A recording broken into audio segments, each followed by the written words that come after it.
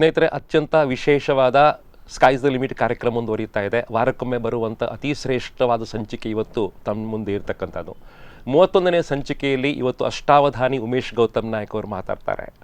3 ಭಾಷೆಗಳಲ್ಲಿ ಅಷ್ಟಾವಧಾನ ಮಾಡಿರ್ತಕ್ಕಂಥ ಕೀರ್ತಿ, ಕೊಂಕಣಿಯಲ್ಲಿ ಸ್ವತಂತ್ರವಾಗಿರ್ತಕ್ಕಂಥ ಮಹಾಕಾವ್ಯವನ್ನು ರಚನೆ ಮಾಡತಕ್ಕಂಥ ಕೀರ್ತಿ, 100ಕ್ಕೂ ಜಾಸ್ತಿ ಕ್ಯಾಸೆಟ್ ಧ್ವನಿ ಸುರುಳಿ DVD-ಗಳಿಗೆ ಧ್ವನಿ ಕೊಟ್ಟ ಸಂಗೀತ ಕೊಟ್ಟಿರ್ತಕ್ಕಂಥ ಕೀರ್ತಿ, ಸಾವಿರಾರು ವಿದ್ಯಾರ್ಥಿಗಳಿಗೆ ಸಂಗೀತವನ್ನು ದಾನ ಮಾಡಿರ್ತಕ್ಕಂತಹ ಅತ್ಯಂತ ಶ್ರೇಷ್ಠವಾಗಿರ್ತಕ್ಕಂಥ ಕೀರ್ತಿ, ಇದೆಲ್ಲದರ ಜೊತೆಗೆ ಅವರು ಇವತ್ತು ಮಾತಾಡ್ತಾರೆ.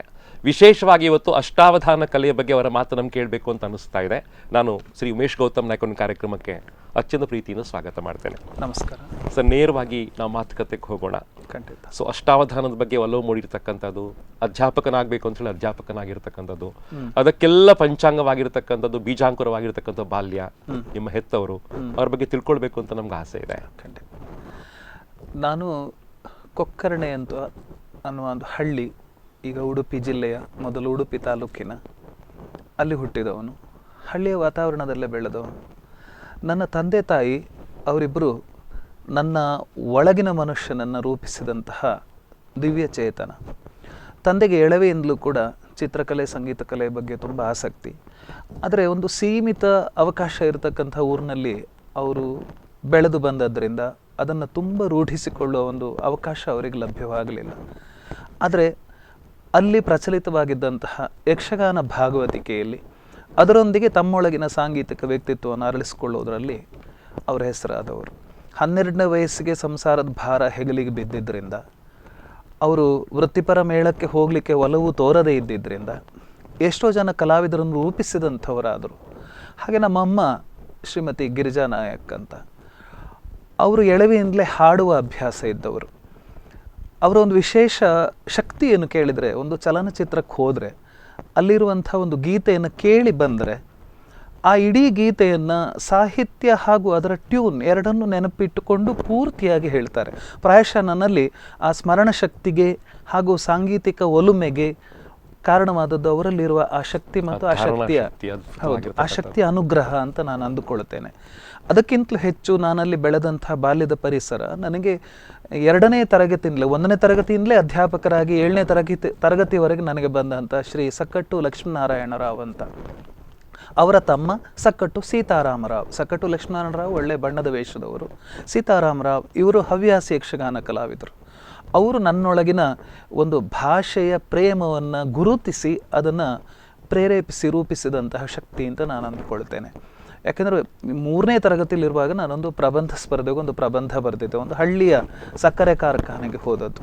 ನನಗೀಗಲೂ ನೆನಪಿದೆ, ಬರುವಾಗ ಅಲ್ಲಿರುವ ಗದ್ದೆಗಳ ಸಾಲನ್ನು ನಾನು ಅವರಿಗೆ ವಿವರಿಸ್ತಾ, ಅದರಲ್ಲಿ ಕೆಲವು ಗದ್ದೆಗಳು ಇನ್ನು ಹೊಸತಾಗಿ ಕೊಳಕೆಗೆ ಅಂತ ಹೇಳಿ ಅದಕ್ಕೆ ನಾಟಿ ಮಾಡಿದ್ದಷ್ಟೇ ಅದು ಹಚ್ಚ ಹಸಿರಾಗಿ ಕಾಣ್ತಾ ಇತ್ತು.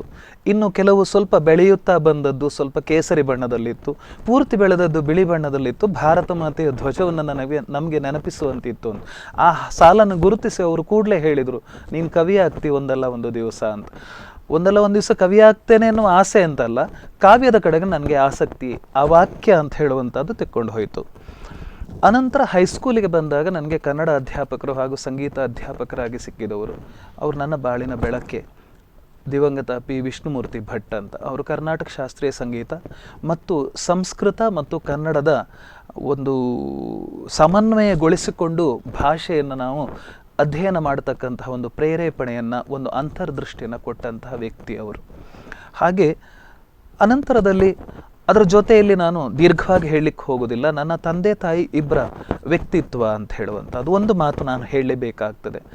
ತನ್ನ ಜೀವನಕ್ಕೆ ಅತ್ಯಂತ ದ್ರೋಹವೆಸಗಿ ತುಂಬ ಕಷ್ಟ ಕೊಟ್ಟಂಥ ವ್ಯಕ್ತಿಗಳನ್ನು ಕೂಡ ಒಂದೇ ಒಂದು ದಿನವೂ ಒಂದು ಕ್ಷಣವೂ ನಮ್ಮ ತಂದೆ ಬಾಯಿ ಬಿಟ್ಟು ಬೈದುಕೊಳ್ಳಲಿಲ್ಲ, ಅವರ ಬಗ್ಗೆ ಬೇಸರ ಪಡಲಿಲ್ಲ. ಜೀವಮಾನದ ಅರ್ಧದಷ್ಟು ಯಾರಿಗಾಗಿಯೋ ಮಾಡಿದ ಸಾಲಕ್ಕಾಗಿ ಇವರು ಕಷ್ಟಪಟ್ಟು ದುಡಿದ ಹಣವನ್ನು ತೀರಿಸಿದ್ರು, ಯಾವತ್ತೂ ಕೂಡ ಅವರು ಗೊಣಗಲಿಲ್ಲ. ಹಾಗೆ ನಮ್ಮ ತಾಯಿ ಏನು ಕೇಳಿದರೆ, ತುಂಬ ಸಂತೋಷ ಆಗೋದು, ನಮ್ಮ ಹಳ್ಳಿಯ ಪರಿಸರದಲ್ಲಿ ಯಾವುದೇ ಮನೆಯ ಹೆಣ್ಣು ಮಕ್ಕಳಿರಲಿ, ಅವರು ಗರ್ಭಿಣಿಯರಾದಾಗ ಅವರನ್ನು ಕರೆದುಕೊಂಡು ಬಂದು ಒಂದು ಪಾಯಸ ಮಾಡಿ ಅವರಿಗೆ ಬಡಿಸಿ, ಆ ಜಾತಿ ಈ ಜಾತಿ ಅಂತಿಲ್ಲ, ಮಡಿಲು ತುಂಬಿ ಕಳಿಸುವುದು. ಮತ್ತು ಯಾವುದೇ ಒಂದು ಗರ್ಭಿಣಿ ಹೆರಿಗೆ ಆಗುವಾಗ ಹೋಗಿ ಅವರಿಗೆ ವಿಶೇಷವಾದ ಒಂದು ಕೌಶಲ್ಯ ಇತ್ತು ಅದರಲ್ಲಿ. ಆ ಕೌಶಲದಿಂದ ಅವರು ಪ್ರಸವ ಮಾಡಿಸುವಂಥದ್ದು ಇತ್ಯಾದಿ ಎಲ್ಲ ಮಾಡಿಸ್ತಾ ಇದ್ರು. ಹಾಗೆ ಸಾಧ್ಯ ಇದ್ದಷ್ಟು ಪುರಾಣ, ಆಮೇಲೆ ಗೀತ, ಯಕ್ಷಗಾನ ಈ ರೀತಿಯ ಒಂದು ಉತ್ತಮ ಸಾಂಸ್ಕಾರಿಕವಾದಂತಹ ನಿಲುವನ್ನೇ ಇಟ್ಕೊಂಡು ಅದನ್ನೇ ನಮ್ಮೆದುರು ದರ್ಶಿಸ್ತಾ ಇದ್ದದ್ದು ಅದು ನಮಗೆ ಒಳ್ಳೆಯ ಪ್ರೇರಣೆ ಕೊಟ್ಟಿರ್ಬೋದು. ಹಾಗೆ ನನ್ನ ಬಾಲ್ಯ ಅಂತ ಹೇಳುವಂಥದ್ದು ಏನಿದೆ, ಹಳ್ಳಿಯ ಪರಿಸರದಲ್ಲಿ ದನಗಳ ಜೊತೆ ಗುಡ್ಡದಲ್ಲಿ, ಹೊಳೆಯಲ್ಲಿ, ಹಳ್ಳದಲ್ಲಿ ಎಲ್ಲ ಇದ್ದುಕೊಂಡು ಆ ತಂದೆ ತಾಯಿಯರ ನೆರಳಲ್ಲಿ ನಾನು ಗಳಿಸಿದಂತಹ ಬಾಲ್ಯದ ಒಂದು ಸಂತೋಷ ಏನಿದೆ, ಅದೇ ನನ್ನಲ್ಲಿ ಒಂದು ಕಾವ್ಯಾತ್ಮಕ ದೃಷ್ಟಿಕೋನ ಮತ್ತು ಸಾಂಗೀತಿಕ ಮನೋಭಾವ, ಅದ್ರ ಜೊತೆ ಭಾವುಕತೆಯನ್ನು ಕೂಡ ಬೆಳೆಸಿತು ಅಂತ ಹೇಳಲಿಕ್ಕೆ ನಾನು ಇಷ್ಟಪಡುತ್ತೇನೆ. ಕಾವ್ಯ ಅತಿ ಸುಂದರವಾಗಿ, ಸರಳವಾಗಿ, ಸುರಳಿತವಾಗಿ ಒಲಿದು ಬಂದಿರತಕ್ಕಂಥದ್ದು. ಈ ಸಂಗೀತದ ಆಚ್ಛಾದನೆ ಯಾವಾಗ ಆರಂಭ ಆಯಿತು ಅಂತ ಹೇಳಿ?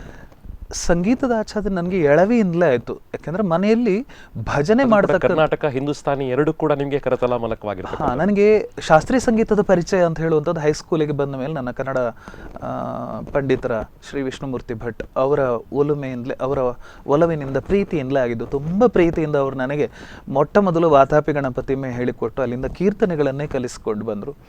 ಅನಂತರ ಸುಮಾರು 23-24ನೇ ವಯಸ್ಸಿಗೆ ನಾನು ಅಧ್ಯಾಪಕನಾದ ನಂತರ ಶ್ರೀ ಸಂಪಗೋಡು ಸೂರ್ಯನಾರಾಯಣ್ ಭಟ್ ಅಂತ ಅವರಲ್ಲಿ ಒಂದಷ್ಟು ಕಾಲ ಕರ್ನಾಟಕ ಸಂಗೀತ ಅಭ್ಯಾಸ ಮಾಡಿದೆ.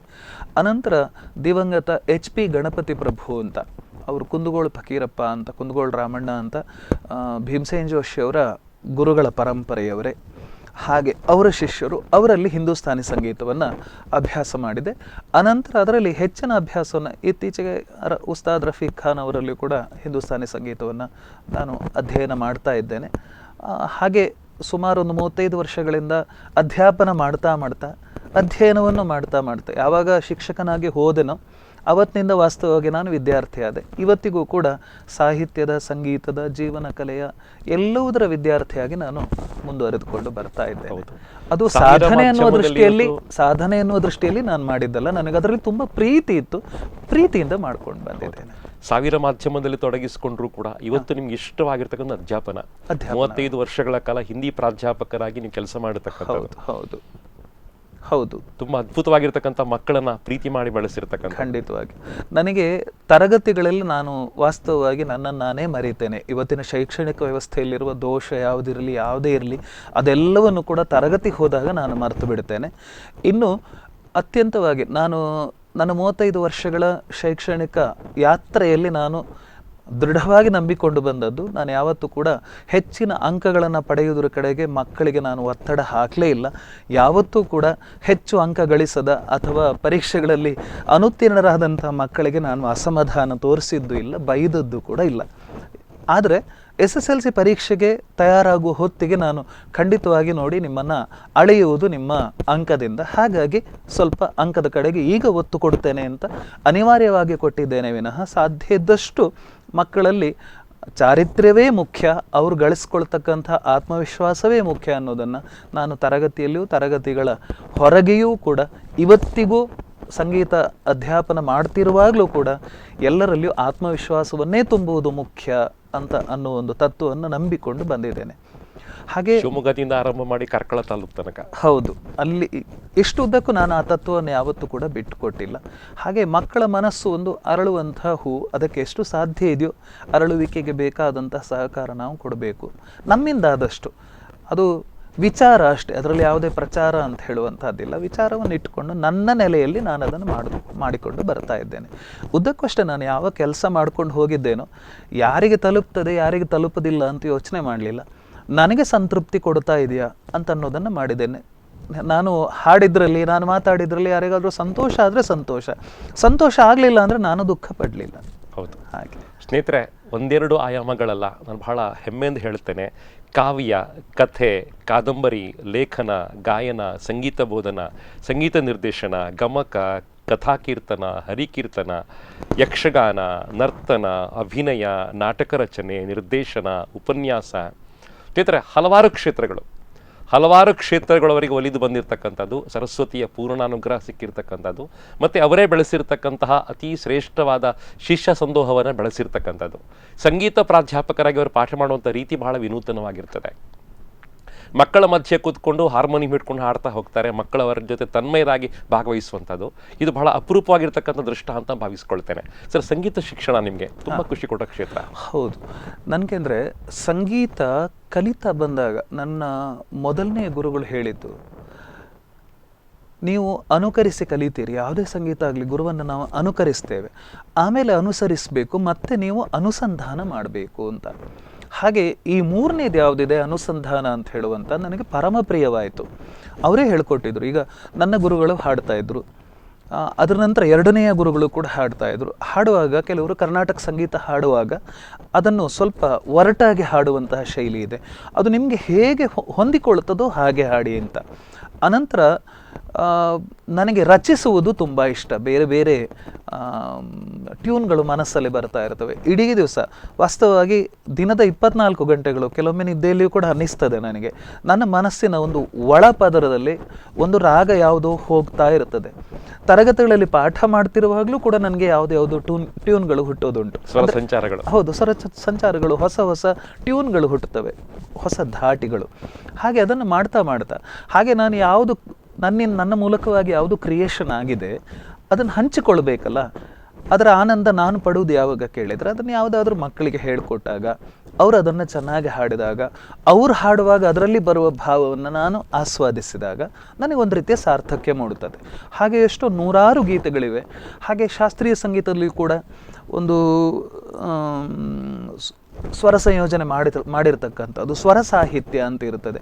ಯಾವ್ಯಾವ ಸ್ವರಗಳು ಬರ್ತವೋ, ಯಾವ್ಯಾವ ಅಕ್ಷರಗಳು ಬರ್ತವೋ ಅದದೇ ಅಕ್ಷರ ಸಾಹಿತ್ಯದಲ್ಲಿಯೂ ಬರುವ ಹಾಗೆ ಬೇರೆ ಬೇರೆ ರಾಗಗಳು, ಆ ರಾಗಗಳಲ್ಲಿ ಷಡ್ಜವನ್ನು ಬದಲಿಸ್ತಾ ಹೋದ ಹಾಗೆ ಗ್ರಹಭೇದ ಅಂತ ಹೇಳ್ತಾರೆ. ಹಾಗೆ ಬೇರೆ ಬೇರೆ ಭೇದಗಳು ಇತ್ಯಾದಿ ಕೆಲವೆಲ್ಲ ವಿಶಿಷ್ಟವಾದ ಒಂದು ರಚನೆ ಮಾಡೋದರಲ್ಲಿ ತುಂಬ ಸಂತೋಷ ಇರೋದ್ರಿಂದ, ಅಧ್ಯಾಪನದಲ್ಲಿ ಅದನ್ನೆಲ್ಲ ಬಳಸ್ಕೊಳ್ಳಿಕ್ಕೆ ಸಾಧ್ಯತೆ ಇರೋದ್ರಿಂದ, ಹಾಗೆ ಭಾವಗೀತೆಗಳು, ಭಕ್ತಿಗೀತೆಗಳು, ಶಾಸ್ತ್ರೀಯ ಸಂಗೀತ ಇದರ ಬೇರೆ ಬೇರೆ ಮುಖಗಳನ್ನು ಮಕ್ಕಳಿಗೆ ಬೇರೆ ಬೇರೆಯಾಗಿ ಹೇಳಿಕೊಡ್ಲಿಕ್ಕೆ ಸಾಧ್ಯತೆ ಇರೋದ್ರಿಂದ ನನ್ನ ಯಾವ ನಿಲುವುಗಳಿದ್ದಾವೆ, ನನಗೆ ಬಂದಂತಹ ಯೋಚನೆಗಳಿವೆ, ಅವುಗಳಿಗೂ ಸ್ಪಷ್ಟತೆ ದೊರಕ್ತದೆ.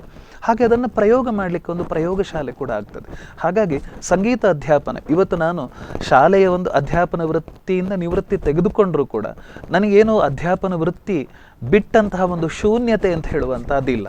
ನಾನು ಅದನ್ನು ಇಲ್ಲಿ ಮುಂದುವರಿಸ್ತೇನೆ. ಹಾಗೆ ನನ್ನ ತರಗತಿಗಳಲ್ಲಿ ಕೇವಲ ಸಂಗೀತ ಮಾತ್ರ ಅಲ್ಲ, ಸಂಗೀತಕ್ಕೆ ಸಂಬಂಧಪಟ್ಟ ಹಾಗೆ ಆಧ್ಯಾತ್ಮಿಕವಾದಂತಹ, ತಾತ್ವಿಕವಾದಂತಹ ವಿಷಯಗಳನ್ನು ಕೂಡ ಮಕ್ಕಳ ಆಸಕ್ತಿಗೆ ಅನುಗುಣವಾಗಿ ಅವರೆಷ್ಟು ಗ್ರಹಿಸ್ತಾರೋ ಅಷ್ಟನ್ನು ಕೂಡ ನಾನು ಕಲಿಸುವ ಆಸಕ್ತಿ ಹೊಂದಿಕೊಂಡಿದ್ದೇನೆ. ಹೌದು, ಅತ್ಯಂತ ಸರಳವಾಗಿರ್ತಕ್ಕಂತಹ ಕವಿತೆಗಳಿಂದ ಸ್ಟಾರ್ಟ್ ಮಾಡಿ ಕಾವ್ಯ ತನಕ ನಿಮ್ಮ ಸಂಚಾರಗಳು ಹೋಯಿತು. ಹೌದು, ಕವಿತೆ ನೇರವಾಗಿ ಜನ ತಟ್ಟುವಂಥದ್ದು, ಕಾವ್ಯ ಆಳಕ್ಕೀಳುವಂಥದ್ದು, ಎರಡೂ ಸಾಧನೆಗಳನ್ನು ಮಾಡ್ತಾ ಹೋದ್ರಿ. ಹೌದು, ವಾಸ್ತವವಾಗಿ ಇದು ನೀವು ಹೇಳಿದ ಪ್ರಶ್ನೆ ಅಂತ ಹೇಳುವಂಥದ್ದು ತುಂಬ ಚೆನ್ನಾಗಿದೆ. ನನ್ನ ಮಗ ಆಗಾಗ ಹೇಳ್ತಾ ಇರ್ತಾನೆ, ಅವನು ಯಾವುದಾದ್ರೂ ಪ್ರಾಜೆಕ್ಟ್ಗಳಿಗೆ ಸಾಹಿತ್ಯ ಬರೀರಿಯಪ್ಪ ಅಂತ ಹೇಳಿದಾಗ, ಅಪ್ಪ ಇದು ತುಂಬ ಎಲ್ರಿಗೂ ತಲುಪೋದಿಲ್ಲ ಅಂತ. ವಾಸ್ತವವಾಗಿ ಕಾವ್ಯವನ್ನು ಬರೆಯುವಾಗ ನಮಗೆ ಸಂತೋಷ ಕೊಡ್ತಕ್ಕಂಥ ಒಂದು ಕಾವ್ಯವೇ ಬೇರೆ.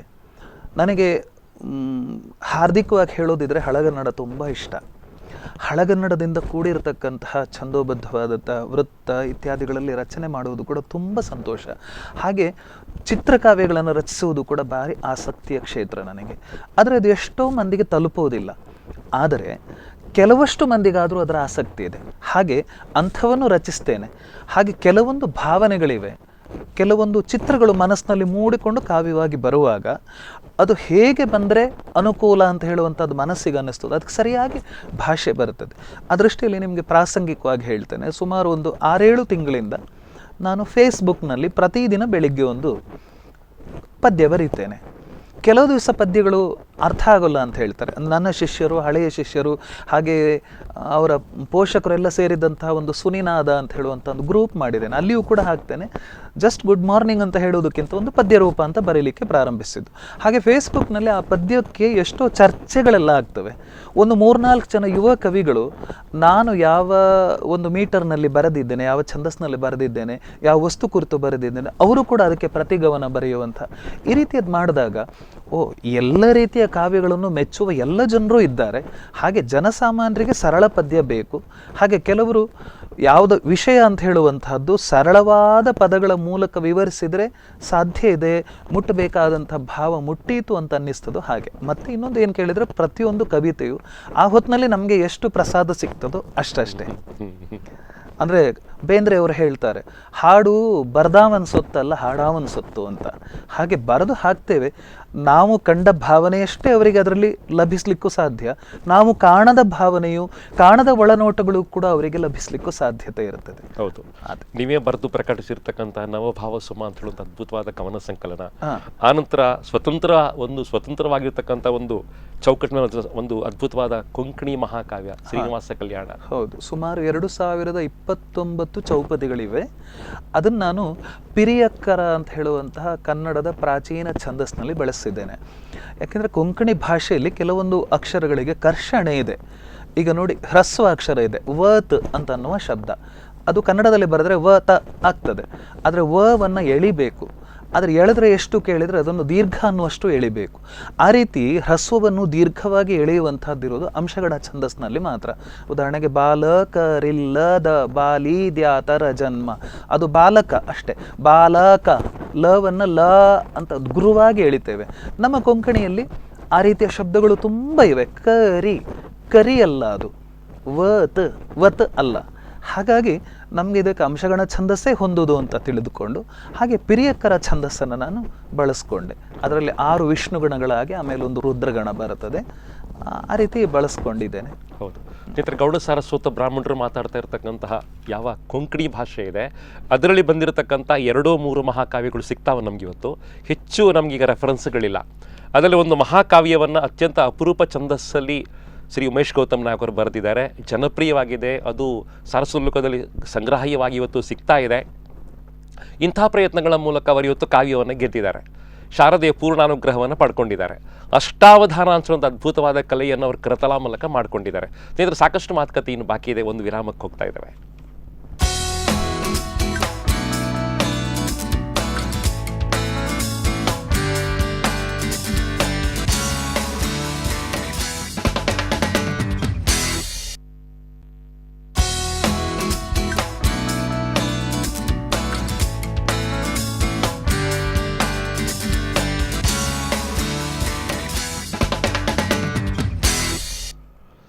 ಸ್ನೇಹಿತರೆ, ಮತ್ತೆ ಕಾರ್ಯಕ್ರಮಕ್ಕೆ ಸ್ವಾಗತವನ್ನು ಕೋರ್ತಾ ಇದ್ದೇನೆ. ಅಷ್ಟಾವಧಾನಿ ಉಮೇಶ್ ಗೌತಮ್ ನಾಯಕ್ ಅವರು ಮಾತಾಡ್ತಾರೆ. ಪ್ರಾಯಶಃ ನಾನು ಕಂಡಂತಹ ತ್ರಿಭಾಷಾ ಅಷ್ಟಾವಧಾನಿ, 3 ಭಾಷೆಯಲ್ಲಿ ಇವತ್ತು ಅಷ್ಟಾವಧಾನ ಮಾಡಿರ್ತಕ್ಕಂತಹ ಒಬ್ಬರೇ ವ್ಯಕ್ತಿ ಅಂತ ಹೇಳೋದನ್ನು ಬಹಳ ಹೆಮ್ಮೆಯಿಂದ ಹೇಳ್ಕೊಳ್ತೇನೆ.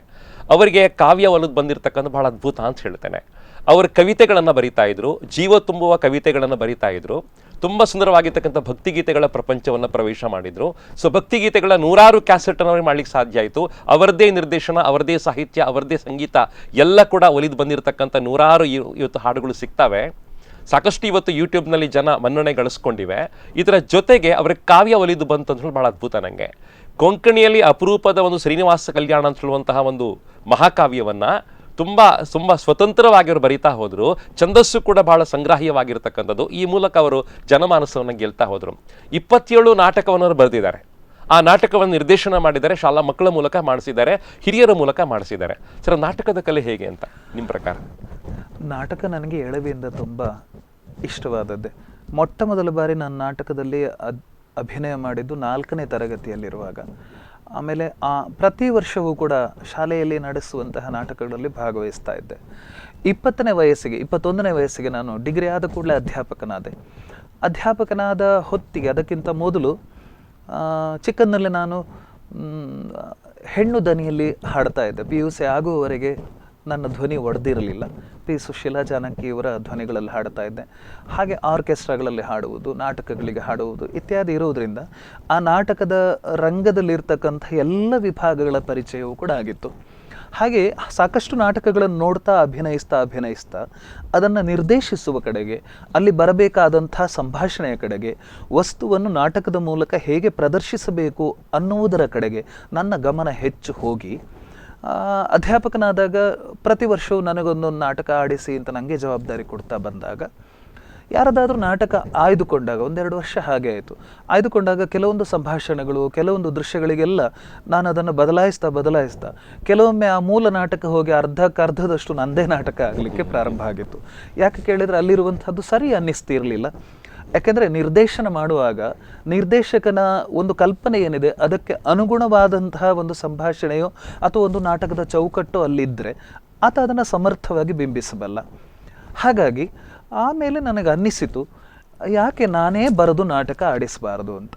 ವಾಸ್ತವವಾಗಿ ನನಗೆ ನಾಟಕ ಬರೆಯಲಿಕ್ಕೆ ಪ್ರೇರೇಪಣೆ ನೀಡಿದ್ದು ಲಭ್ಯವಿರೋ ನಾಟಕಗಳಲ್ಲಿದ್ದಂಥ ದೋಷಗಳೇ. ಹಾಗಾಗಿ ಕೆಲವೊಮ್ಮೆ ಅನ್ನಿಸ್ತದೆ, ಯಾರೋ ನಮಗೆ ನಿಂದಿಸಿದಾಗ ಆ ನಿಂದೆಯೇ ನಮಗೆ ವರವಾಗಿ ಅದರಿಂದ ಏನಾದರೂ ಸಾಧನೆ ಮಾಡಬೇಕು ಅಂತ ಬರ್ತದಲ್ಲ. ಹಾಗೆ ಯಾವುದಾದ್ರೂ ಋಣಾತ್ಮಕವಾದಂತಹ ಟೀಕೆಯನ್ನು ಧನಾತ್ಮಕವಾಗಿ ತಗೊಳ್ಬೇಕು, ಋಣಾತ್ಮಕವಾದಂತಹ ಒಂದು ಅಸೌಲಭ್ಯವನ್ನು ಧನಾತ್ಮಕವಾಗಿ ಮಾಡಿಕೊಂಡ್ರೆ ನಮಗದು ಸೌಲಭ್ಯವಾಗಿ ಒಲಿಯುತ್ತದೆ ಅನ್ನುವುದಕ್ಕೆ ನಾನು ನಾಟಕ ಬರೆಯುವುದಕ್ಕೆ ಪ್ರೇರಣೆ ಪಡ್ಕೊಂಡಂಥ ಘಟನೆಯೇ ಕಾರಣ ಅಂತ ನನಗೆ ಅನ್ನಿಸ್ತದೆ. 27 ನಾಟಕದ ಪರಿಕ್ರಮವನ್ನು ಮುಗಿಸ್ತಾ ಮುಂದಕ್ಕೆ ಬಂದಾಗ ಹರಿಕಥಾ ಪ್ರಪಂಚವನ್ನು ಪ್ರವೇಶ ಮಾಡಿದ್ರಿ? ಇಲ್ಲ, ಹರಿಕಥಾ ಪ್ರಪಂಚವನ್ನು ನಾನು ಸುಮಾರು ನನ್ನ 32ನೇ ವಯಸ್ಸಿನಲ್ಲಿ ನಾನು ಪ್ರವೇಶಿಸಿದ್ದು. ಅದಕ್ಕೂ ತಾಳಮದ್ದಲೆ ಬಂತು. ತಾಳಮದ್ದಲೆ ಎಳವೆಯಲ್ಲಿ ಅಂದರೆ ನಮ್ಮ ಮನೆಯಲ್ಲಿ ಪ್ರತಿ ಸಂಜೆ ನಮಗೆ ಒಂದು ಮನರಂಜನೆ ಏನು ಕೇಳಿದರೆ ತಂದೆ ಹೊರಗಡೆಯಿಂದ ಯಕ್ಷಗಾನ ಭಾಗವತಿಕೆ ಮಾಡ್ತಿದ್ರು. ಒಬ್ಬರು ನಮ್ಮ ಚಿಕ್ಕಪ್ಪ, ಒಬ್ಬರು ಸೋದರ ಮಾವ ಅವರೆಲ್ಲ ಮದ್ದಲೆ ನುಡಿಸ್ತಿದ್ರು. ಹಾಗೆ ಪಕ್ಕದಲ್ಲಿರ್ತಕ್ಕಂಥ ಕೆಲವರು ವಿಶ್ವಕರ್ಮ ಆಚಾರ್ಯ ಅವರ ಮನೆಯವರು ಕೆಲವರು ಬಂದು ಅರ್ಥ ಹೇಳೋದು ಇತ್ಯಾದಿ.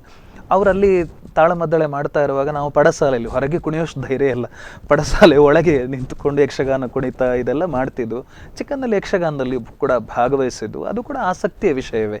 ಹರಿಕಥಾ ಪ್ರಪಂಚಕ್ಕೆ ಕಾಲಿಟ್ಟದ್ದು ಅಂದರೆ ನನ್ನ ಹಿಂದೂಸ್ತಾನಿ ಗುರುಗಳು ಅವರೇ ನನಗೊಂದು ಸಲ ಹೇಳಿದರು, ನೋಡಿ ನೀವು ಇಷ್ಟು ಚೆನ್ನಾಗಿ ಭಾಷಣ ಮಾಡ್ತೀರಿ, ಉಪನ್ಯಾಸ ಮಾಡ್ತೀರಿ, ಯಾವುದೇ ಒಂದು ಪೌರಾಣಿಕವಾದಂತಹ, ಆಧ್ಯಾತ್ಮಿಕವಾದಂತಹ, ವೈಚಾರಿಕವಾದಂತಹ ವಿಚಾರಗಳಲ್ಲಿ ನೀವೊಂದು ನಿಮ್ಮದೇ ಆದ ತಾತ್ವಿಕ ನೆಲೆ ಇಟ್ಟುಕೊಂಡು ಮಾತಾಡ್ತೀರಿ, ಪೌರಾಣಿಕ ಪಾತ್ರಗಳನ್ನು ವಿಶಿಷ್ಟವಾಗಿ ವಿಮರ್ಶಿಸ್ತೀರಿ, ನೀವು ಹರಿಕಥೆಗೆ ಪ್ರವೇಶಿಸಲೇಬೇಕು ಅಂತ ತುಂಬ ಒತ್ತಾಯ ಮಾಡಿದರು. ನಾನು ಅದಕ್ಕೆ ಹೇಳಿದೆ, ನನ್ನ ಮಾತಿನ ಶೈಲಿ ಇತ್ಯಾದಿ ಎಲ್ಲ ಅದಕ್ಕೆ ಹೊಂದುತ್ತದ, ಅವರವರು ರೂಢಿಸಿಕೊಂಡ ಮೇಲೆ ನಿಮಗೆ ನಾನು ಉಪದೇಶ ಕೊಡ್ತೇನೆ ಅಂತ ಅವ್ರು ನನಗೆ ಹರಿದಾಸ ದೀಕ್ಷೆ ಕೊಟ್ಟರು. ಹಾಗೆ ಅವರ ದೀಕ್ಷೆ ಕೊಟ್ಟ ನಂತರ ನಾನು ಹರಿಕಥಾ ಲೋಕಕ್ಕೆ ಪದಾರ್ಪಣೆ ಮಾಡಿದೆ. ಸುಮಾರು ಒಂದು 15-20 ವರ್ಷ ಕಾಲ ಅವರ ದೇಖರೇಖೆಯಲ್ಲಿ ಅವರು ಸಾಧಾರಣ ನೋಡಿಕೊಂಡ ಹಾಗೆ ನಾನು ಹರಿಕಥೆಗಳನ್ನು ಮಾಡ್ತಾ ಬಂದೆ. ಯಾವುದೇ ನನ್ನ ಕಾರ್ಯಕ್ರಮ ಇರಲಿ, ಯಾರಾದರೂ ಕರೆದು ನೀವು ಇದನ್ನು ಮಾಡ್ತೀರಾ ಅಂತ ಕೇಳಿದರೆ ನಾನು ಅವರಿಗೆ ನಕಾರ ಹೇಳೋದಿಲ್ಲ ಯಾವುದೇ ಕ್ಷಣದಲ್ಲಿಯೂ. ಇಂಥ ಒಂದು ಕೆಲಸ ಇದೆ, ಮಾಡ್ತೀರಾ ಅಂತ. ನಾನು ಅವಧಾನ ಕ್ಷೇತ್ರಕ್ಕೆ ಬಂದದ್ದು ಕೂಡ ಹಾಗೆ, ನೀವು ಇದನ್ನು ಮಾಡ್ತೀರಾ ಕೇಳಿದ್ದಕ್ಕೆ ಬಂದೆ. ಎಷ್ಟೋ ಜನ ಹೇಳ್ತಾರೆ, ನನ್ನ ಗುರುಗಳೇ ಶತಾವಧಾನಿ ಗಣೇಶ್ ಅವರು ಹೇಳ್ತಾರೆ, ನೀವು ಒಂದು ರೀತಿ ಹನುಮಂತ ಇದ್ದ ಹಾಗೆ, ಮಾಡಿ ಅಂದರೆ ಮಾಡ್ತೀರಿ, ಇಲ್ದಿದ್ರೆ ಸುಮ್ಮನೆ ಕೂತ್ಕೊಳ್ತೀರಿ. ವಾಸ್ತವವಾಗಿಯೂ ಕೂಡ ಅಷ್ಟೆ. ನಾನು ಎಲ್ಲ ಕಲೆಗಳಿಗೂ ಪ್ರವೇಶಿಸಿದ್ದು ಕೂಡ ಯಾವುದೋ ಒಂದು ಅನಿವಾರ್ಯತೆಯಿಂದ ಅಲ್ಲಿ ನನಗೆ ಹೋಗಬೇಕು ಅಂತ ಯಾವುದೋ ಒಂದು ತಳ್ಳಿದ ಹಾಗೆ ಆಗಿ ನಾನು ಅಲ್ಲಿಗೆ ಹೋದೆ. ನೀರಿಗೆ ಬಿದ್ದ ಮೇಲೆ ಈಜಬೇಕಲ್ಲ, ಹಾಗೆ ಈಜ್ತಾ ಈಜೋದ್ರಲ್ಲಿ ಸಂತೋಷ ಕಂಡುಕೊಂಡೆ. NCC ಅಧಿಕಾರಿಯಾಗಿ ತರಬೇತಿಗೆ ಹೋದಾಗಲೂ ಹಾಗೆ ನನಗೆ ಇಷ್ಟವೇ ಇರಲಿಲ್ಲ. ಮಕ್ಕಳೆಲ್ಲ ಹೇಳಿದರು, ಸರ್ ನೀವು ಹೋಗದೇ ಇದ್ರೆ ನಮಗೆ NCC ಯೂನಿಟ್ ಹೊರಟು ಹೋಗ್ತದೆ ಅಂತ ಹೇಳಿದ್ರಿಂದ ಹೋದ್ಮೇಲೆ ಅಲ್ಲಿಗೆ ಬಿದ್ದಾಯಿತು. ಅದರಲ್ಲಿ ಸಾಕಷ್ಟು ಪ್ರಾವೀಣ್ಯವನ್ನು ಗಳಿಸಿದೆ. ಇದು ನನ್ನ ಸ್ವಭಾವ ಅಷ್ಟೆ. ಯಾರೋ ಮೆಚ್ಚಲಿ ಅಥವಾ ಯಾರೋ ಸಂತೋಷ ಪಡಲಿ ಅಥವಾ ಇದರಿಂದ ಏನೋ ಖ್ಯಾತಿ ಸಿಗುತ್ತದೆ, ಈ ರೀತಿ ನಾನು ಯಾವುದೇ ವಿಷಯವನ್ನು ಮಾಡ್ಕೊಂಡು ಹೋಗಲಿಲ್ಲ. ಯಾವುದೇ ಕಾವ್ಯ ಇರಲಿ, ಎಂಥ ರಚನೆ ಇರಲಿ. ಈಗ 4-5 ಕಾದಂಬರಿಗಳು ಬರೆದದ್ದಿವೆ, 27 ನಾಟಕಗಳಿವೆ, ಲೇಖನಗಳು ತುಂಬ ಇವೆ, ಶಾಸ್ತ್ರೀಯ ಸಂಗೀತದ ಕೀರ್ತನೆಗಳು ರಚಿಸಿದ್ದು 100 ಇವೆ. ಹಾಗೆ ಸಂಯೋಜನೆ ಮಾಡಿದಂತಹ ಭಾವಗೀತೆಗಳಂತೂ ಒಂದು 200-300 ಇವೆ. ಪ್ರಕಟ ಮಾಡಲಿಕ್ಕೆ ಇರುವಂಥದ್ದೇ ತುಂಬ ಇವೆ. ಅವೆಲ್ಲ ಏನು ಕೇಳಿದ್ರೆ ಸಂತೋಷದಿಂದ ಮಾಡ್ಕೊಂಡು ಹೋಗಿದ್ದೇನೆ. ಎಲ್ಲಾದರೂ ಒಂದು ದಿವಸ ಅದು ಪ್ರಕಟವಾದರೆ ಸಂತೋಷ ಪಡ್ತೇನೆ, ಪ್ರಕಟವಾಗಲಿಲ್ಲ ಅಂತ ಬೇಸರ ಖಂಡಿತವೂ ಇಲ್ಲ. ಹರಿಕಥೆಗೆ ಹಾಗೆ ಪ್ರವೇಶಿಸಿದೆ, ಅವಕಾಶ ಸಿಕ್ಕಿದಲ್ಲೆಲ್ಲ ಮಾಡ್ಕೊಂಡು ಬಂದಿದ್ದೇನೆ. ಹೌದು, ಸ್ನೇಹಿತರೆ, ಎಲ್ಲ ಸಾಧನೆಗಳನ್ನು ಗಮನಿಸ್ಕೊಳ್ತಾ ಹೋದಾಗ ಶಿಖರವಾಗಿ ಅವರಿಗೆ ಒಲಿದಿರ್ತಕ್ಕಂಥದ್ದು ಸ್ನೇಹಿತರೆ ಅಷ್ಟಾವಧಾನ ಕಲೆ. ಇವತ್ತು ಗಣೇಶ್ ಅವರ ಅತಿ ಶ್ರೇಷ್ಠ ಶಿಷ್ಯರಾಗಿ ಅವರು ಮಾಡತಕ್ಕಂಥ ಸಾಧನೆ ಅನುಪಮವಾದ ಸ್ನೇಹಿತರೆ. ಕನ್ನಡದಲ್ಲಿ ಆರಂಭವಾಗಿರ್ತಕ್ಕಂತಹ ಒಂದು ಅದ್ಭುತವಾದ ಪ್ರಯತ್ನ ಆನಂತರ ಕೊಂಕಣಿ ಭಾಷೆಗೆ ಬಂತು, ಹಿಂದಿ ಭಾಷೆಯವರಿಗೆ ಒಲಿತು, ಹಿಂದಿಯಲ್ಲಿ ಕೂಡ ಅಷ್ಟಾವಧಾನ ಮಾಡಲಿಕ್ಕೆ ಸಾಧ್ಯ ಆಯಿತು. ತ್ರಿಭಾಷಾ ಅಷ್ಟಾವಧಾನಿಗೆ ಇವತ್ತು ಗುರುತಿಸಿಕೊಂಡಿದ್ದಾರೆ. ಅವರ ಒಂದು ದೃಶ್ಯವನ್ನು ನಿಮಗೆ ತೋರಿಸ್ಬೇಕು ಅಂತ ಅನಿಸ್ತಾ ಇದೆ ಸ್ನೇಹಿತರೆ. ಅಷ್ಟಾವಧಾನ ಒಂದು ದೃಶ್ಯವನ್ನು ನಾವು ನೋಡ್ತಾ ಇದ್ದೇವೆ.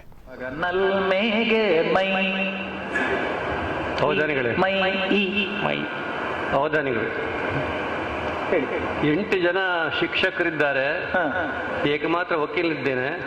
ತುಂಬಾ ಭಯ ಆಗ್ತದೆ, ಆದ್ರೆ ಭಯ ಆಗುದಿಲ್ಲ ಅಂದ್ರೆ ಒಮ್ಮೆ 8 ಜನ ಅಧ್ಯಾಪಕರುಗಳು, ಒಬ್ಬ ಶಿಕ್ಷಕ, ಒಬ್ಬ ವಕೀಲ ಒಂದು ದೊಡ್ಡ ಹುದ್ದೆಗೆ ಸಂದರ್ಶನಕ್ಕೆ ಹೋಗಿದ್ರಂತೆ. ಪ್ರಶ್ನೆ ಎಷ್ಟೇ ಕೇಳಿದ್ರು, 4 ಮತ್ತು 4 ಎಷ್ಟು ಅಂತ. ಪ್ರತಿ ಶಿಕ್ಷಕರು 1 ವಾರ ಸಮಯ ತಗೊಂಡು 4 ಮತ್ತು 4 8 ಅಂತ ಹೇಳಿದ್ರು. ಕೊನೆಯಲ್ಲಿ ವಕೀಲ ಹತ್ರ ಕೇಳಿದಾಗ ವಕೀಲರು ತಕ್ಷಣ ಆ ಪರದೆ ಎಲ್ಲ ಹಾಕಿ ಬಾಗಿಲು ಮುಚ್ಚಿ ಕಿಟಕಿ ಮುಚ್ಚಿ ಹತ್ರ ಬಂದು ಕೇಳಿದಂತೆ, ನಿಮಗೆ ಎಷ್ಟಾಗಬೇಕಂತ ಹೇಳಿ ಅಷ್ಟು ಮಾಡಿ ಕೊಡ್ತೇನೆ ಅಂತ ಹೇಳಿದ್ರಂತೆ.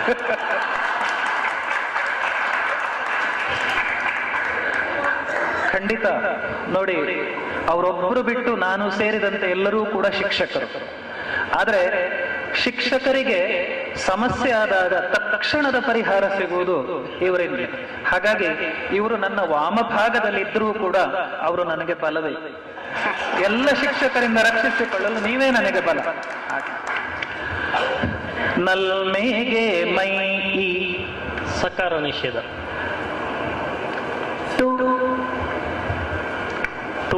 ನಲ್ಮೇಗೆ ಮೈ ಇಟ್ಟು. ನಾನು ವಾಸ್ತವವಾಗಿ ಆವಾಗಲೇ ಒಂದು ನನ್ನ ಹೊಂಡ ನಾನೇ ತೋಡ್ಕೊಂಡಿದ್ದೆ, ಅವರ ಗಮನಕ್ಕೆ ಬರಲಿಲ್ಲ. ನಾನು ಮೈ ಕೋ ಅಂತ ಹೇಳ್ಬಿಟ್ಟಿದ್ದೆ, ಅವ್ರಿಗೆ ಕಕಾರ ಕೇಳಿಸ್ತಿಲ್ಲ ಕಾಣ್ತದೆ. ಆದ್ರೂ ನಾನು ಅದನ್ನ ಹೇಳಿ ಆಗಿದೆ ಅಲ್ವಾ ಅಂತ ನಾನು ಮೈ ಕೊಟ್ಟು ಹೋಗ್ಲಿಲ್ಲ. ಒಮ್ಮೆ ಬಾಯಿಂದ ಬಂದ ಅಕ್ಷರ ಮತ್ತೆ ಪುನಃ ಬಳಸೋದು ಬೇಡ ಅಂತ ಮೈ ಮಾಡಿದೆ. ನಲ್ಮೇಗೆ ಮೈ ಇಟ್ಟು. ಸರ್, ಮತ್ತೆ ಕಾರ್ಯಕ್ರಮಕ್ಕೆ ಸ್ವಾಗತ ಮಾಡುವಂಥದ್ದು. ಸರ್, ಎಲ್ಲ ಸಾಧನೆಗೆ ಶಿಖರವಾಗಿರ್ತಕ್ಕಂಥದ್ದು ಅಷ್ಟಾವಧಾನ. ಇವತ್ತು ನಿಮ್ಮನ್ನು ಜನ ಗುರುತಿಸುವಂಥದ್ದು ಸಂಗೀತ ಮಾಸ್ಟರ್ ಆಗಿ, ಅಧ್ಯಾಪಕರಾಗಿ, ಹಿಂದಿ ಪ್ರಾಧ್ಯಾಪಕರಾಗಿ, ಕಾವ್ಯದ ಪ್ರತಿಭೆಯಾಗಿ, ಅದಕ್ಕಿಂತ ಶ್ರೇಷ್ಠವಾದ್ದು ಅಷ್ಟಾವಧಾನಿಯಾಗಿ ಗುರುತಿಸ್ತಾರೆ ನಿಮ್ಮನ್ನು. ಸರ್, ಹೇಗೆ ಪ್ರವೇಶ ಆಯಿತು ಅಷ್ಟಾವಧಾನಕ್ಕೆ? ಅಷ್ಟಾವಧಾನಕ್ಕೆ ನಾನು ಪ್ರವೇಶ ಪಡೆದದ್ದು ನನ್ನ ಗುರುಗಳಾದ ಶತಾವಧಾನಿ ಗಣೇಶ್ ಅವರ ಒಂದು ರೀತಿಯ ಒತ್ತಾಯದ ಮೇರೆಗೆ ಅಂತ ಹೇಳ್ಬೋದು. 1995 ಹೊತ್ತಿಗೆ, 94-95 ಹೊತ್ತಿಗೆ ಅವರದ್ದು ಪ್ರಥಮ ಅವಧಾನ ನಾನು ನೋಡಿದ್ದು. ಅದರಲ್ಲಿ ಅವಧಾನ ನೋಡುವ ಮೊದಲೇ ನಾನು ಅದಕ್ಕೆ ಪೃಚ್ಛಕನಾಗಿ ಭಾಗವಹಿಸಿದೆ. ಅವಧಾನ ಕಲೆಯ ಬಗ್ಗೆ ನಾನು ಕನ್ನಡ MA ಓದುವಾಗ ಎಲ್ಲೋ ಅದನ್ನು ಪ್ರಾಸಂಗಿಕವಾಗಿ ಓದಿದ್ದೆ ಅಷ್ಟೇ ವಿನಃ ಅದ್ರ ಬಗ್ಗೆ ನನಗೆ ತುಂಬ ಗೊತ್ತಿರಲಿಲ್ಲ. ಆದರೆ ಅವತ್ತು ನಾನು ಕಾವ್ಯವಾಚನ ಪೃಚ್ಛಕನಾಗಿ ಕೂತಿದ್ದೆ. ಅವತ್ತು ನನ್ನ ಕಾವ್ಯವಾಚನದ ಶೈಲಿ ಅವರಿಗೆ ಸೆಳೆಯಿತು. ಆಮೇಲೆ ಒಂದೆರಡು ಅವಧಾನಕ್ಕೆ, ಇನ್ನು ಚಿಕ್ಕಮಗಳೂರಲ್ಲಾಯಿತು, ಅಲ್ಲಿನ ಅವಧಾನಕ್ಕೆ ಕಾವ್ಯವಾಚನ ಪೃಚ್ಛಕನಾಗಿ ನನ್ನನ್ನೇ ಕರೆದು ಬಿಟ್ಟಿದ್ರು. ಅಲ್ಲಿಂದಲೂ ಸ್ನೇಹ ಅಂತ ಹೇಳುವಂತಹದ್ದು ಬೆಳೆಯಿತು. ಅದರ ನಡುವೆ ಇನ್ನೊಬ್ಬರ ಅವಧಾನಿ ಒಬ್ಬರ ಅವಧಾನ ನಡೀತಾ ಇರುವಾಗ ಅದಕ್ಕೆ ಸಮಸ್ಯಾ ಪೃಚ್ಛಕ ಯಾವಾಗಲೂ ಬರ್ತಿದ್ದ ಒಬ್ಬರು, ನನ್ನಿಂದ ಆಗೋದಿಲ್ಲ ಅಂತ ಹೇಳಿದಾಗ ಅದರ ಆಯೋಜಕರು ಕೇಳಿದರು, ಏನು ಮಾಡೋದು ಮಾರಾಯ, ನನ್ನ ಸ್ನೇಹಿತರವರು, ಯಾರು ಮಾಡೋದು, ನಾನು ಮಾಡ್ತೇನೆ ಅಂತ ಹೇಳಿದೆ. ಹಾಗೆ ಅವರಿಗೆ ಅವತ್ತೊಂದು ಸಮಸ್ಯೆ ಕೊಟ್ಟೆ. ಅದು ಧೀರ ಧೀರ ದೂರ ಧೀರಿ ದೇರೆ ದೇರೆ ದೇರೆ ಧೀರೆ ಮೇರೆ ದಮ್ ಅಂತ ಹೇಳುವಂಥ ಒಂದು ಸಮಸ್ಯೆ. ಅದು ಅವರು ವಿಶಿಷ್ಟವಾಗಿ ಸಮಸ್ಯಾಪೂರ್ಣ ಅಂತ ಹೇಳುವಂತಹದ್ದು ಮಾಡಲಿಕ್ಕೆ ಬೇರೆ ಬೇರೆ ಹಾದಿಗಳಿರ್ತವೆ. ಅವರ ಹಾದಿಯಲ್ಲಿ ಅವರು ಮಾಡಿದರು. ಅನಂತರ ಆ ವಿಷಯ ಯಾರೋ ನನ್ನ ಗುರುಗಳ ಕಿವಿಗೆ ಹಾಕಿದರು. ಅದರ ಅನಂತರ ಒಂದು ಅವಧಾನಕ್ಕೆ ನಾನು ಪೃಚ್ಛಕನಾಗಿದ್ದೆ. ಸಾಮಾನ್ಯವಾಗಿ ಅವರು ಅವಧಾನ ನಡೆಯುವ ಕಡೆಗೆ ಬೆಳಿಗ್ಗೆನೆ ಬಂದು ಹೋಗಿರ್ತಾರೆ. ಅವರು ಬಂದ ಕೂಡಲೇ ಒಂದಷ್ಟು ಜನ ವಿದ್ವಾಂಸರು, ಸಾಕಷ್ಟು ಜ್ಞಾನದ ದಾಹ ಇರುವವರು ಸುತ್ತಮುತ್ತ ಇರ್ತಾರೆ. ನನಗೋ ಸ್ವಲ್ಪ ಹಿಂಜರಿಕೆಯ ಸ್ವಭಾವ. ನಾನು ಅವಧಾನಕ್ಕೆ 10 ನಿಮಿಷದ ಮೊದಲು ಹೋಗ್ತಿದ್ದೆ. ಅವತ್ತು ಹೋಗುವಾಗ ಅವರು ಅವಧಾನದ ಆ ಸಭಾಂಗಣದ ಹೊರಗೆ ಬಂದು ನಿಂತ್ಕೊಂಡಿದ್ರು. ನೀವು ಎಷ್ಟೊತ್ತಿಗೆ ಬರ್ತೀರಿ ಅಂತ ಕಾಯ್ತಾ ಇದ್ದೆ ಅಂತ ನನ್ನ ಕೈ ಹಿಡ್ಕೊಂಡು ಇಳ್ಕೊಂಡು ಸೀದಾ ಒಳಗೆ ತೊಗೊಂಡು ಹೋದರು.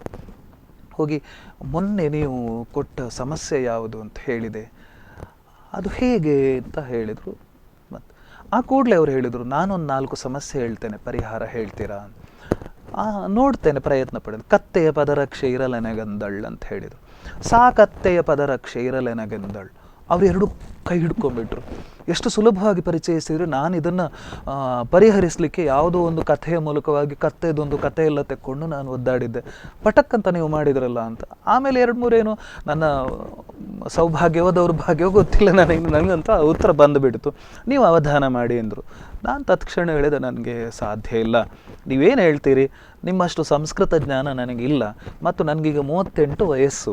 ಈ ವಯಸ್ಸು ನೀವು 18ರಲ್ಲಿ ಪ್ರಾರಂಭ ಮಾಡಿದವರು, ನಾನು 38ನೇ ವಯಸ್ಸಿಗೆ ಅವಧಾನಕ್ಕೆ ಹೇಗೆ ಬರಲಿ? ಹಾಗೆ ಅವರು ಸಾಕಷ್ಟು ಒತ್ತಾಯ ಮಾಡಿದರು. ನಾನು ಹೇಳಿದೆ, ಆಗಷ್ಟೇ ನನ್ನ ಮಗ ಹುಟ್ಟಿದ ಕಾಲ, ಅದು ನನಗೆ ಸಮಸ್ಯೆ ಇದೆ, ಆಗಲಿಕ್ಕಿಲ್ಲ ಅಂತ. ಹೀಗೆ ಒಂದು 2-3 ವರ್ಷ ಕಾಲ ಅದನ್ನು ಡ್ರ್ಯಾಗ್ ಆಗ್ತೇ ಹೋಯಿತು. ಅವರು ಸಿಟ್ಟು ಮಾಡ್ಕೊಳ್ತಾ ಇದ್ರು. ಆದರೆ ಅದರ ನಡುವೆ ನಮ್ಮ ಸ್ನೇಹ ಬೆಳೆಯಿತು. ಅವರಿಗೆ ನನ್ನ ಸಾಂಗೀತಿಕ ರಚನೆಗಳೆಲ್ಲ ತುಂಬ ಇಷ್ಟ ಆದವು. ಭಾವಗೀತೆಗಳಿರಲಿ, ಆವಾಗಲೇ ಹಳೆಗನ್ನಡದಲ್ಲೆಲ್ಲ ಬರೀತಾ ಇದ್ದೆ, ಸಾಕಷ್ಟು ಬರೀತಾ ಇದ್ದೆ. ಅಂದರೆ ನಾನು ಬರೆಯುವುದನ್ನು ಯಾವತ್ತೂ ಕೂಡ ಬಿಡಲೇ ಇಲ್ಲ. ಮನಸ್ಸಿಗೆ ಸಂತೋಷ ಅನ್ನಿಸಿದಾಗಲೂ ದುಃಖ ಅನ್ನಿಸಿದಾಗಲೂ ನಾನು ಬರೆಯುವುದೇ ಅಥವಾ ಹಾಡುವುದೇ. ಅನಂತರ ಒಂದು ಬೆಂಗಳೂರಿನಲ್ಲಿ ಒಂದು ಅವಧಾನಿಗಳಿಗೆ ಒಂದು ಶಿಬಿರ ಅಂತ ಆಯೋಜಿಸಿದರು ನಮ್ಮ ರಾಷ್ಟ್ರೋತ್ಥಾನ ಪರಿಷತ್ನವರು. ಅಲ್ಲಿಗೆ ಹಿರೇಮಗಳೂರು ಕಣ್ಣನವರು ನನ್ನ ಸ್ನೇಹಿತರು. ನೀವು ಫ್ರೀ ಇದ್ದೀರಾ? ಆಗ ನನ್ನ ಮಗಳು ಹುಟ್ಟಿದ ಟೈಮ್, ನನ್ನ ಹೆಂಡತಿ ತವರು ಮನೆಯಲ್ಲಿದ್ದರು. ಫ್ರೀ ಇದ್ದೀರಲ್ಲ, ಹೋಗಿ 4 ದಿವಸ ಅಂತ. ಆಯಿತು ಅಂತ ಹೋದವನೇ ಹೇಳಿದ್ದೆ, ನೋಡಿ ನಾನು ಅವಧಾನಿ ಆಗಲಿಕ್ಕೆ ಬಂದದಲ್ಲ, ಶಿಬಿರ ಇದೆಯಲ್ಲ ಬರೋಣ ಅಂತ ಬಂದೆ. ಅಲ್ಲಿ ಒಂದು 12 ಜನ ಬಂದಿದ್ರು. ಅಲ್ಲಿ ಯಾರಿಗೂ ಕೂಡ ಛಂದೋಬದ್ಧವಾಗಿ ಆಶುವಾಗಿ ರಚಿಸಲಿಕ್ಕೆ ಬರ್ತಿರ್ಲಿಲ್ಲ. ಇವರು ಹೇಳಿದರು, ನೋಡಿ ನಾನೇನು ಪ್ರಯತ್ನ ಮಾಡ್ತಾ ಇದ್ದೇನೆ, ರಚನೆ ಮಾಡುವ ಸಾಧ್ಯತೆ ಇರುವವರು ನಾನು ಅವಧಾನೆ ಆಗೋದಿಲ್ಲ ಅಂತ ಹಠ ಹಿಡಿದು ಕೂತಿದ್ದಾರೆ, ನನ್ನ ಕೆಲಸ ನಾನು ಮಾಡ್ತೇನೆ ಅಂತ 4 ದಿವಸ ಮಾಡಿದರು. ಕೊನೆಯ ದಿವಸ ಒಂದು ಅದರ ಸಮಾರಂಭದಲ್ಲಿ ಅವರದ್ದೇ ಒಂದು ಅವಧಾನ ಇತ್ತು. ಅವಧಾನದ ದಿವಸ ನನಗೆ ಒಂದು ಶಿಬಿರದ ಅನುಭವಗಳ ಬಗ್ಗೆ ಮಾತಾಡಲಿಕ್ಕೆ ಹೇಳಿದರು. ನಾನು ಮಾತಾಡ್ತಾ ಹೇಳಿದೆ, ಹೀಗೆ ಗಣೇಶರು ನನಗೆ 4-5 ವರ್ಷಗಳಿಂದ ಪರಿಚಿತರು, ಹಾಗೆ ಸ್ನೇಹಿತರು ಕೂಡ. ಅವರು ಅವಧಾನ ಮಾಡುವಂತ ನನಗೆ ಸಾಕಷ್ಟು ಸಲ ಒತ್ತಾಯ ಮಾಡಿದ್ದಾರೆ. ನಾನು ನನ್ನಿಂದ ಸಾಧ್ಯ ಇಲ್ಲ ಅಂತ ಹೇಳಿದ್ದೇನೆ. ಯಾಕೆಂದರೆ ನನಗೆ ಸಂಸ್ಕೃತ ಜ್ಞಾನ ಅಂತ ಹೇಳುವಂಥದ್ದು ಗುರುಮುಖೇನ ಬರಲಿಲ್ಲ, ಏನೋ ಒದ್ದಾಡಿಕೊಂಡು ಕಲ್ತಿದ್ದೇನೆ ಅಷ್ಟೇ. ಹಾಗೆ ನಾನು ಮಾಡೋದೇ ಇಲ್ಲ ಅಂತ ಅಂದ್ಕೊಂಡಿದ್ದೇನೆ. ಆದರೆ 4 ದಿವಸದಿಂದ ಮೊದಲು ಅವಧಾನ ಮಾಡೋದಿಲ್ಲ ಅಂತ ಅಂದ್ಕೊಂಡಿದ್ದೆ. ಈ 4 ದಿವಸದ ಒಂದು ತರಬೇತಿ ಮುಗಿಸಿದ ಮೇಲೆ ಅವಧಾನ ಮಾಡಲಿಕ್ಕೆ ಸಾಧ್ಯವೇ ಆಗೋದಿಲ್ಲ ನನ್ನಿಂದ ಅಂತ ಅನ್ನೋ ನಿರ್ಧಾರಕ್ಕೆ ಬಂದಿದ್ದೇನೆ. 4 ದಿವಸ ಅವರು ನನಗೆ ಗುರುವಾಗಿ ಸಿಕ್ಕಿದ್ದು ನನ್ನ ಸೌಭಾಗ್ಯ ಅಂತ ಹೇಳಿ ಕೂತೆ. ಅವರು ಕೂಡಲೇ ಹೇಳಿದರು, ಉಮೇಶ್ವರು ನನಗೆ 4-5 ವರ್ಷದಿಂದ ಸ್ನೇಹಿತರು. ಅವ್ರು ಹೇಳಿದರು, ಅವಧಾನ ಮಾಡಲಿಕ್ಕೆ ನನಗಾಗೋದಿಲ್ಲ, ನನಗೆ ಸಂಸ್ಕೃತ ಬರೋದಿಲ್ಲ ಅಂತ. ಸಂಸ್ಕೃತವೇ ಬೇಕಾಗಿಲ್ಲ, ಸಂಸ್ಕೃತಿ ಇದ್ದರೆ ಸಾಕು. ಹಾಗೆ ಏನಲ್ಲದಿದ್ರು ಅವರು ಕೊನೆಯದಾಗಿ ಹೇಳಿದರು, ನನ್ನನ್ನು ಗುರುಗಳು ಅಂತ ಹೇಳಿದರು. ಹಾಗಾಗಿ ಅವರ ಮೇಲೆ ನನಗೆ ಶಿಷ್ಯ ಅಂತ ಹೇಳುವ ಒಂದು ನೆಲೆಯಲ್ಲಿ ಅಧಿಕಾರ ಬರುತ್ತದೆ. ಹಾಗಾಗಿ ಅವರಿಗೆ ಇವತ್ತು ನಾನು ಆದೇಶಿಸ್ತಾ ಇದ್ದೇನೆ, ಹೌದು ಆದೇಶಿಸ್ತಾ ಇದ್ದಾನೆ, 3 ತಿಂಗಳೊಳಗೆ ಅವರು ನನಗೆ ಅವಧಾನವನ್ನೇ ಗುರುದಕ್ಷಿಣೆಯಾಗಿ ಕೊಡಬೇಕು ಅಂತ ಹೇಳಿ. ಸಭೆ ಮುಗ್ದಕ್ಕೆ ಕೂಡಲೇ ಕೇಳಿದ್ರು, ಏನು ಹೇಳಿದ್ರಿ ನೀವು ಅಂತ. ಹೀಗೆ ಹೇಳಿಬಿಟ್ರಲ್ಲ, ಆಗದಿದ್ರೆ ಬಿಡಿ. ಅಲ್ಲ, ನೀವು ಹೇಳಿದ ಮಾತು, ಅಯ್ಯೋ ಸಾಧ್ಯ ಇದ್ರೆ ನಡೆಸಿ, ಆಗದಿದ್ರೆ ಬಿಡಿ ಅಂತ. ಅಂತೂ ಕೊನೆಗೆ ಅವ್ರು ಹೇಳಿದ ಮಾತು ನಡೆಸಬೇಕು ಅಂತ 3 ತಿಂಗಳಲ್ಲಿ ಅಲ್ಲೇ ಹೋಗಿ ಗುರುದಕ್ಷಿಣೆ ಅಂತ ಹೇಳಿ ಅವಧಾನ ಮಾಡಿದೆ. ಆನಂತರವೂ ಕೂಡ ಹಾಗೆ ಅದು ಮುಂದುವರಿಯಿತು ಅವಕಾಶ ಸಿಕ್ಕಿದಲ್ಲಿ.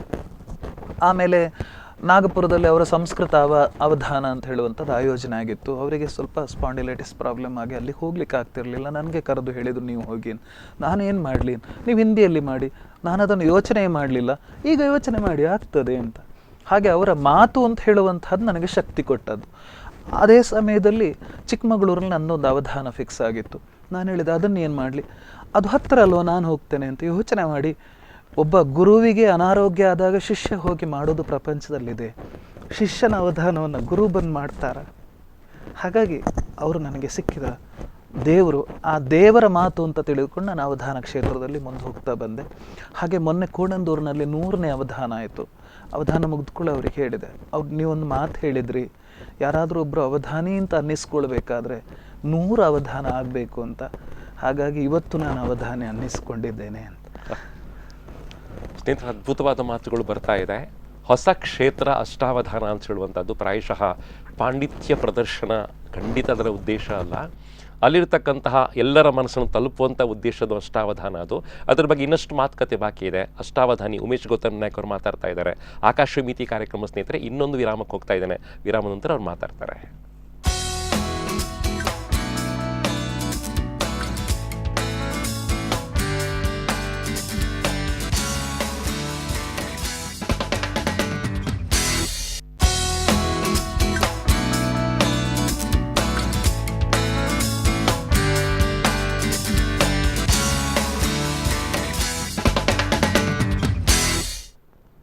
ಸ್ನೇಹಿತರೆ, ಮತ್ತೆ ವಿಶೇಷವಾದ ಕಾರ್ಯಕ್ರಮ ಆಕಾಶವಾಣಿ ಮುಂದುವರಿತಾ ಇದೆ. ಅತ್ಯಂತ ಸರಳವಾಗಿರ್ತಕ್ಕಂಥ ಭಾವಗೀತೆಗಳಿಂದ ಸ್ಟಾರ್ಟ್ ಮಾಡಿ ಭಕ್ತಿಗೀತೆಗಳನ್ನು ತಲುಪಿ, ಕಾವ್ಯವನ್ನು ತಲುಪಿ, ಕಾವ್ಯವನ್ನು ಸ್ಪರ್ಶ ಮಾಡಿ, ನಾಟಕದ ಮೂಲಕ ಜನಪ್ರಿಯರಾಗಿ ಅತಿ ಶ್ರೇಷ್ಠವಾದ ಹರಿಕಥಾ ಪ್ರಪಂಚವನ್ನು ಪ್ರವೇಶ ಮಾಡಿ, ತನ್ನದೇ ಆಗಿರ್ತಕ್ಕಂಥ ಕಾವ್ಯದ ಒಡನಾಡಿಗಳನ್ನು ಸಂಪಾದನೆ ಮಾಡಿಕೊಂಡು, ತನ್ನದೇ ಸಂಗೀತ ಕ್ಲಾಸ್ನ ಮೂಲಕ 100 ಮಕ್ಕಳಿಗೆ ಸಂಗೀತ ಸುಧೆಯನ್ನು ಉಳಿಸಿರ್ತಕ್ಕಂತಹ, ಸ್ವತಂತ್ರವಾಗಿರ್ತಕ್ಕಂತಹ ಭಾವಗೀತೆಗಳನ್ನು, ಭಕ್ತಿಗೀತೆಗಳನ್ನು, ಶಾಸ್ತ್ರೀಯ ಗೀತೆಗಳನ್ನು ರಚನೆ ಮಾಡಿ ಸಂಗೀತವನ್ನು ಕೊಟ್ಟಿರ್ತಕ್ಕಂತಹ 100 ಸಾವಿರಾರು ಗೀತೆಗಳಿಗೆ ಸಂಗೀತದ ಧಾರೆಯನ್ನು ಉಣಿಸಿರ್ತಕ್ಕಂತಹ, ತನ್ನ ಇಡೀ ಕುಟುಂಬವನ್ನು ಸಂಗೀತಕ್ಕೋಸ್ಕರ ಸಮರ್ಪಣೆ ಮಾಡ್ಕೊಂಡಿರ್ತಕ್ಕಂತಹ ತ್ರಿಭಾಷಾ ಅಷ್ಟಾವಧಾನಿ ಉಮೇಶ್ ಗೌತಮ್ ನಾಯಕ್ ನಮ್ಮ ಜೊತೆಗಿದ್ದಾರೆ.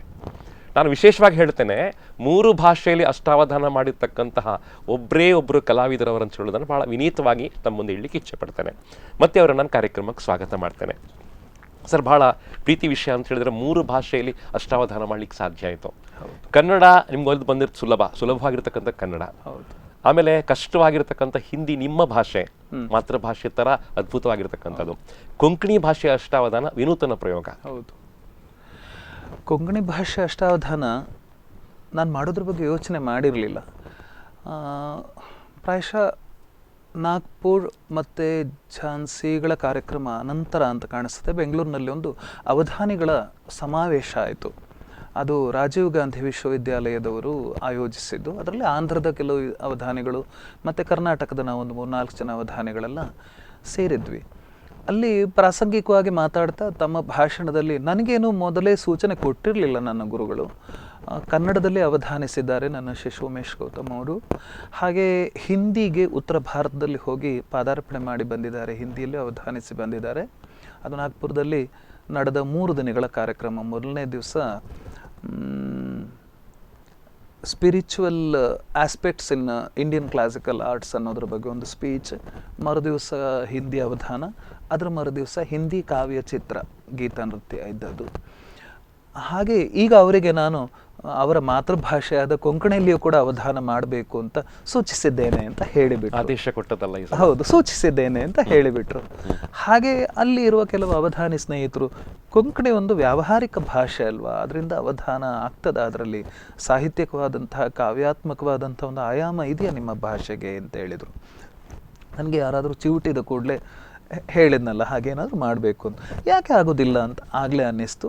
ಹಾಗೆ ಪ್ರಾಯಶಃ ನೀವು ನನ್ನ ಮೊದಲ ಕೊಂಕಣಿ ಅವಧಾನದಲ್ಲಿ ಭಾಗವಹಿಸಿದ್ರಿ, ಸಾಕಷ್ಟು ಕೊಂಕಣಿ ಅವಧಾನಗಳಲ್ಲೂ ಕೂಡ ಭಾಗವಹಿಸಿದ್ದೀರಿ. ಅನಂತರ ಅದು ಸಾಧ್ಯ ಆಯಿತು. ಮೊದಲನೇದೊಂದು ಪ್ರಾಯೋಗಿಕವಾಗಿ ನಡೆಯಿತು ಕಾರ್ಕಳದಲ್ಲಿ. ಎರಡನೇದನ್ನು ಶ್ರೀಮದ್ ಸುಧೀಂದ್ರ ತೀರ್ಥ ಸ್ವಾಮೀಜಿಯವರ ಪದತಲದಲ್ಲಿ ಕುಳಿತುಕೊಂಡು ಭಾಗಮಂಡಲದಲ್ಲಿ ಅವರ ಪಾದಕ್ಕೆ ಅರ್ಪಿಸಿದ್ದೆವು. ಅದು ನನ್ನ ಜೀವನದಲ್ಲಿ ಮರೆಯಲಾಗದಂಥ ಕ್ಷಣ. ಅವತ್ತು ವಿದ್ಯುತ್ ಶಕ್ತಿ ಇಲ್ಲ, ಮಳೆಗಾಲ, ಒಂದು 25-30 ಜನ ಬರೀ ದೀಪದ ಬೆಳಕಿನಲ್ಲಿ ಸ್ವಾಮೀಜಿಯವರ ಪಾದದ ಬುಡದಲ್ಲಿ ಕುಳಿತುಕೊಂಡು, ಅನಾರೋಗ್ಯ ಇದ್ದವರಿಗೆ ಅಲ್ಲಿನ ಆಯೋಜಕರು ಹೇಳಿದರು ಒಂದು ಅರ್ಧ ಗಂಟೆ ಕೂತ್ಕೊಳ್ಬೋದು ಅಂತ. ಸುಮಾರು 1-1/4 ಗಂಟೆ ನಡೆದ ಅವಧಾನದಲ್ಲಿ ಉದ್ದಕ್ಕೂ ಕೂತ್ಕೊಂಡು ಆಮೇಲೆ ಅರ್ಧ ಗಂಟೆಗಳ ಕಾಲ ಅವರು ನನಗೆ ಆಶೀರ್ವಚನ ಮಾಡಿದರು. ಅವ್ರು ಹೇಳಿದ ಒಂದೊಂದು ಮಾತು ಕೂಡ ನನ್ನ ಮನಸ್ಸಿನಲ್ಲಿ ಅಚ್ಚಳಿಯದೆ ಉಳಿದುಕೊಂಡಿದೆ. ನನ್ನ ಜೀವನದ ಅತ್ಯಂತ ಶ್ರೇಷ್ಠ ಕ್ಷಣಗಳಲ್ಲಿ ಅದೊಂದು ಅಂತ ಅಂದ್ಕೊಳ್ತೇನೆ ನಾನು. ಹಾಗೆ ನನಗೆ ಶ್ರೀನಿವಾಸ ಕಲ್ಯಾಣ ಕಾವ್ಯ ಬರೆದಾಗಲೂ ಕೂಡ ಅವರ ಪಾದಕ್ಕೆ ಅರ್ಪಿಸಬೇಕು ಅಂತ ನನಗೆ ತುಂಬ ಆಶಯವಿತ್ತು. ಅದು ನನಗೆ ಲಭ್ಯವಾಗಲಿಲ್ಲ. ಹಾಗೆ ಅವಧಾನ ಅನಂತರ ನನ್ನ ಯಾವುದೇ ಅವಧಾನ ಇರಲಿ, ಯಾರಾದರೂ ಕೇಳಿದಾಗ ನಾನು ಹೇಳಿದ ಹಾಗೆ ಮಾಡುವ ಅವಕಾಶ ಸಿಕ್ಕಿದಾಗ ಮಾಡ್ಕೊಂಡು ಬಂದಿದ್ದೇನೆ. ಅದರಲ್ಲಿ ಮುಂದುವರೆದುಕೊಂಡು 100 ಅವಧಾನಗಳು ಪೂರೈಸಿದ್ದು ಒಂದು ಸಂತೋಷ ನನಗೆ ಅಷ್ಟೇ. ಯಾಕೆ ಹೇಳಿದರೆ, ಗುರುಗಳ ಮಾತನ್ನು ನೆರವೇರಿಸಿದ್ರಿಂದ ಒಬ್ಬರು ಅವಧಾನಿ ಹುಟ್ಟಬೇಕು ಅಂತ, ಅವರ ಕನಸನ್ನು ಈಡೇರಿಸಿದ್ನಲ್ಲ ಅಂತ. ಮತ್ತು ನನಗೆ ವೈಯಕ್ತಿಕವಾಗಿ ನಾನು ಯಾವತ್ತೂ ಯಾವ ವಿಷಯದಲ್ಲೂ ಕನಸುಗಳನ್ನು ಕಂಡುಕೊಂಡು ಹೋದವನೇ ಅಲ್ಲ. ಅವಧಾನ ಕಲೆ ಆಗ್ತಾ ಹೋಗ್ತದೆ. ಅವಧಾನದ ವೇದಿಕೆಯಲ್ಲಿ ಕೊಟ್ಟ ಸಮಸ್ಯೆಗಳಿಗೆ, ಹಾಕಿದಂತಹ ಪಂಥಗಳಿಗೆ ಎಲ್ಲ ಉತ್ತರಗಳು ಬರ್ತವೆ, ರಚನೆಗಳು ಆಗ್ತಾ ಹೋಗ್ತವೆ. ಅದೆಲ್ಲ ನಾನು ಮಾಡ್ತಾ ಇರೋದು ಅಂತ ನನಗೆ ಯಾವತ್ತೂ ಕೂಡ ಅನ್ನಿಸ್ಲಿಲ್ಲ. ಯಾಕೆ ಕೇಳಿದರೆ, ಯಾವುದೇ ಒಂದು ರಚನೆ ಇರಲಿ, ಸಾಂಗೀತಿಕ ರಚನೆ ಇರಲಿ, ಕಾವ್ಯ ಇರಲಿ, ಒಂದು ಶಿಲ್ಪ ಇರಲಿ, ಎಲ್ಲವುದೂ ಇರಲಿ, ಅದು ನಮ್ಮಿಂದ ಬಂತು ಅಂತ ನಾವು ಭ್ರಮಿಸಲಿಕ್ಕೆ ಸಾಧ್ಯವೇ ಇಲ್ಲ. ಯಾಕೆ ಕೇಳಿದರೆ, ಪ್ರಕೃತಿಯಲ್ಲಿ ಇರುವಂತಹದ್ದು ಬರುವುದು, ಅದು ಕಾಣಿಸ್ಲಿಕ್ಕೆ ನಾವೊಂದು ಮಾರ್ಗವಾಗ್ತೇವೆ ಅಷ್ಟೇ. ಯಾಕೆಂದರೆ ಅದು ನಮ್ಮದೇ ಅಂತ ಅಂದುಕೊಂಡ್ರೆ, ವಾಸ್ತವವಾಗಿ ಅವಧಾನದಲ್ಲಿ ನನಗಿದು ಅನುಭವಕ್ಕೆ ಬಂದಿದೆ. ಕೆಲವೊಮ್ಮೆ ಅತ್ಯದ್ಭುತವಾದಂತಹ ಸಾಲು ಎಲ್ಲಾದರೂ ಬಂದರೆ, ಹಾಗೆ ಪೃಚ್ಛಕರ ರಚನೆಗಿಂತಲೂ ಪೃಚ್ಛಕರು ಕೊಟ್ಟಂತಹ ಒಂದು ವಿಷಯಕ್ಕೆ ಒಳ್ಳೆಯ ಪ್ರತಿಕ್ರಿಯೆ, ಒಳ್ಳೆಯ ಕಾವ್ಯ ನಮ್ಮಿಂದ ಬಂತು ಅಂತ ಹೇಳಿದಾಗ ನಮ್ಮೊಳಗೆ ನಮಗೆ ಎಲ್ಲಾದರೂ ಸಂತೋಷ, ನಮ್ಮ ಬಗ್ಗೆ ಮೆಚ್ಚುಗೆ ಬಂತು ಅಂತಂದರೆ ಅದು ನೆನಪಿಟ್ಟುಕೊಳ್ಳೋದಕ್ಕೆ, ಧಾರಣೆಗೆ ತೊಂದರೆ ಕೊಡುತ್ತದೆ. ಖಂಡಿತವಾಗಿಯೂ ಅವಧಾನ ಅಂತ ಹೇಳುವಂತಹದ್ದು ಮನುಷ್ಯ ಅಹಂಕಾರ ಪಡಲೇಬಾರದು ಅಂತ ಸಾರಿ ಸಾರಿ ಹೇಳುವಂತಹ ಒಂದು ಅದು ವಿದ್ಯೆಯಾಗಿ ಒಲಿದು ಬಂದದ್ದು ಅಂತ. ಹಾಗೆ ಯಾವ ಕಲೆಯೂ ಕೂಡ ನಮ್ಮಿಂದ ಆದದ್ದು ಅಲ್ಲ, ಅದು ನಮ್ಮನ್ನೊಂದು ಮಾಧ್ಯಮವಾಗಿ ಕಂಡುಕೊಂಡಿದೆ. ಕಲೆ ಅಂತ ಹೇಳುವಂಥದ್ದು ದೇವರ ವರವೇ ಅಂತ ಹೇಳುವಂಥ ಒಂದು ನಂಬಿಕೆ ನನಗೆ ದೃಢವಾಗಿದ್ದು ಅವಧಾನಕ್ಕೆ ಪ್ರವೇಶಿಸಿದ ಅನಂತರವೇ. ಈಗ ಅದರ ಜೊತೆಯಲ್ಲಿ ಇನ್ನೊಂದು ತುಂಬಾ ಮಾತು, ಜನಪ್ರಿಯವಾಗ್ತಾ ಇದೆ, ಜನಮಾನಸವನ್ನು ತರ್ತಾ ಇದೆ, ಅದನ್ನು ಪುನಃ ಪರಿಚಯಿಸುವಂತ ಅಗತ್ಯ ಖಂಡಿತವಾಗಿ ಇವತ್ತಿಲ್ಲ. ಆದ್ರೆ ಅಷ್ಟಾವಧಾನಿ ಆಗ್ಬೇಕು ಅಂತ ಹೊರಟವರಿಗೆ ಏನು ಮಾತು ಹೇಳ್ತೀರಿ ಅಂತ ಹೇಳಿ, ಹೊಸಬರಿಗೆ? ಅಷ್ಟಾವಧಾನಿ ಆಗಬೇಕು ಅಂತ ಹೊರಟ ಹೊಸಬರಿಗೆ ನನಗೆ ಒಂದೇ ಒಂದು ಹೇಳಲಿಕ್ಕಿರುವಂತಹದ್ದು, ಎಲ್ಲ ಛಂದಸ್ಸುಗಳನ್ನು, ಅದು ಅಕ್ಷರಗಣ, ಮಾತ್ರಾಗಣ, ಅಂಶಗಣ, ಛಂದಸ್ಸು ಅಷ್ಟನ್ನು ಚೆನ್ನಾಗಿ ಅಭ್ಯಾಸ ಮಾಡಿಕೊಂಡು, ಯಾಕೆಂದರೆ ಅವಧಾನಿ ಆಗಬೇಕಾದವನಿಗೆ ಯಾವುದೇ ಛಂದಸ್ನಲ್ಲಿ ನಿರರ್ಗಳವಾಗಿ ಯಾವುದೇ ಲೇಖನ ಒಂದು ಸಾಮಗ್ರಿಯನ್ನು ಬಳಸದೇನೆ ಆಶುವಾಗಿ ರಚಿಸ್ತಕ್ಕಂತಹ ಒಂದು ಸಾಮರ್ಥ್ಯ ಇರಲೇಬೇಕು. ಅದರ ಜೊತೆ ಧಾರಣ ಶಕ್ತಿ ಇರಬೇಕು. ಆ ಧಾರಣ ಶಕ್ತಿ ಒಲಿಯುವುದು ಅಂತ ಹೇಳುವಂಥದ್ದು ನೆನಪಿನ ಶಕ್ತಿಯಿಂದ. ಆ ನೆನಪು ಅಂತ ಹೇಳುವಂಥದ್ದು ಹೇಗೆ ಆಗ್ತದೆ ಕೇಳಿದರೆ, ನಾವು ಪ್ರೀತಿಸುವುದರಿಂದ ಮಾತ್ರ. ನಾವು ಯಾವ ವಸ್ತುವನ್ನು ಪ್ರೀತಿಸ್ತೇವೋ ಅದು ನಮಗೆ ಜೀವನದ ಉದ್ದಕ್ಕೂ ಮರೆಯೋದಿಲ್ಲ. ಹಾಗೆ ನಾವು ಯಾವ ಕಲೆಯನ್ನೂ ಕೂಡ ಅತ್ಯಂತ ಪ್ರೀತಿಯಿಂದ ಮಾಡಿದರೆ ಅದು ನಮಗೆ ಒಲಿತದೆ, ಅದರಿಂದ ಸಂತೋಷ ಸಿಗ್ತದೆ. ಪ್ರೀತಿ ಒಂದೇ. ನಾನು ಅವಧಾನ ಕಲೀಲಿಕ್ಕೆ ಅಂತಲ್ಲ, ಯಾವುದೇ ಕಲೆಯನ್ನು ಕಲೀಲಿಕ್ಕೆ ಬರುವ ವಿದ್ಯಾರ್ಥಿಗಳು ಅಭ್ಯಾಸ ಮಾಡಬೇಕು ಅಂತ ನೋಡಿ. ನೀವು ಕಲಾವಿದರಾಗಬೇಕು ಅಂತ ಯಾವುದನ್ನು ಅಭ್ಯಾಸ ಮಾಡಬೇಡಿ, ಆ ಕಲೆಯಿಂದ ಸಂತೋಷ ಸಿಗ್ತದೆ ಅಂತ ಅಂದುಕೊಂಡು ಬನ್ನಿ. ಯಾರೋ ಗಾಯಕರಾಗಲಿಕ್ಕೆ ಕೆಲವರು ಬರ್ತಾರೆ, ಸಂಗೀತ ಕಲಿಬೇಕು. ಯಾವ ಸಂಗೀತ? ಅದು ನಿಮ್ಮ ಮಗಳು ನಿನಾದ ಹಾಡಿದಾಗ ಹಾಡಬೇಕು ಅಂತ. ನೋಡಿ, ನಿನಾದ ಹಾಡಿದಾಗ ನನಗೆ ಕೂಡ ಹಾಡ್ಲಿಕ್ಕೆ ಆಗೋದಿಲ್ಲ, ಯಾರೋ ಹಾಡಿದಾಗೆ ಅಂತಲ್ಲ, ನಿಮಗೆ ಏನು ಬೇಕೋ ಅದನ್ನು ಯೋಚನೆ ಮಾಡಿ ಸಂತೋಷ ಸಿಗಬೇಕು ಅಂತ ಬನ್ನಿ. ಹಾಗೆ ಅವಧಾನ ಕಲೆ ಅಂತ ಹೇಳುವಂಥದ್ದು ಅದು ಒಲಿಬೇಕಾದ್ರೆ ಒಂದು ಛಂದೋಬದ್ಧತೆ ಅಂತ ಹೇಳುವಂಥದ್ದು ನಮಗೆ ರಕ್ತಗತವಾಗಿರಬೇಕು. ಅದರ ಜೊತೆಯಲ್ಲಿ ಅತ್ಯಂತ ತಾಳ್ಮೆ ಬೇಕು. ಹಾಗೆ ಪದಪ್ರಯೋಗಗಳ ಬಗ್ಗೆ ನಮಗೆ ಸೂಕ್ತವಾದಂಥ ನಿಖರತೆ ಇರಬೇಕು. ಯಾವ ಪದ ಎಷ್ಟು ಅಂತ, ಮತ್ತು ಎಷ್ಟು ಮಾತಾಡ್ಬೋದು, ಹೇಗೆ ಮಾತಾಡ್ಬೋದು, ಇನ್ನೊಬ್ಬರಿಗೆ ನೋಯಿಸದೆ ಮಾತಾಡುವುದು ಹೇಗೆ. ಕೆಲವೊಮ್ಮೆ ಪೃಚ್ಛಕರು ರಚನೆ ಮಾಡಿ ತಂದಂತಹ ರಚನೆಗಳಲ್ಲಿ ದೋಷ ಇರುತ್ತದೆ. ಹಾಗೆ ಆ ದೋಷಗಳಿದ್ದಾಗ ಅವರನ್ನು ಖಂಡತುಂಡವಾಗಿ ನೀವು ಮಾಡಿದ್ದು ತಪ್ಪು ಅಂತ ಹೇಳಲೇಬಾರದು.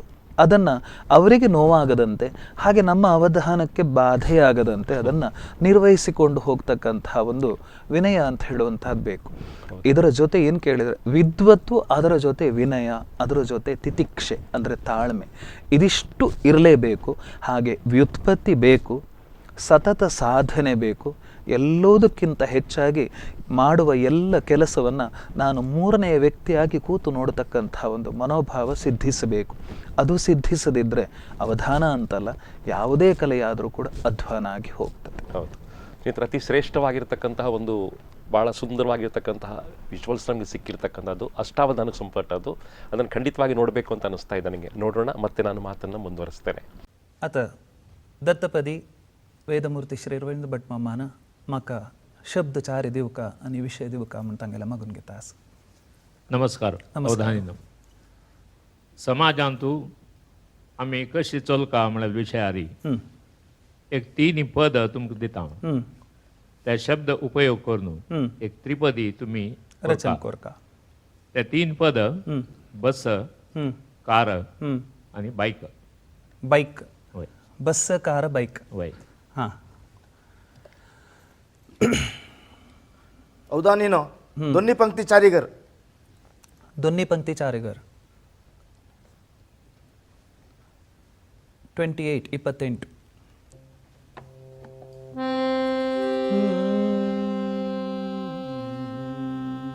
अवधानीनो देशासेवाचे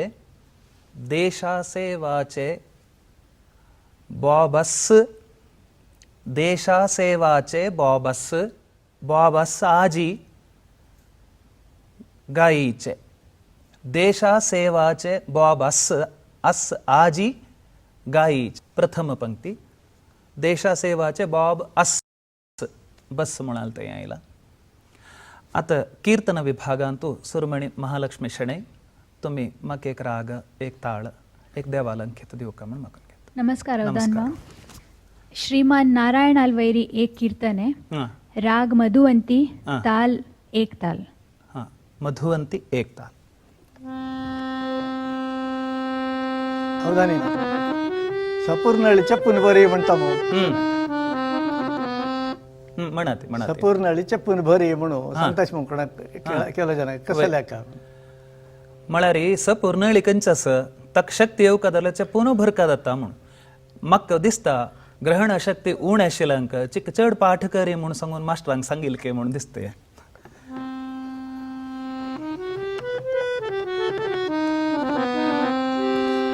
नारायणा मधुसूदना नारायणा मधुसूदना रात्री दिसू तू गेले स्मरण नारायणा मधुसूदना करीन रात्री दिसू तू गेले स्मरण नारायण मधुसूदना करीन रात्री दिसू तू गेले स्मरण नारायण मधुसूदना.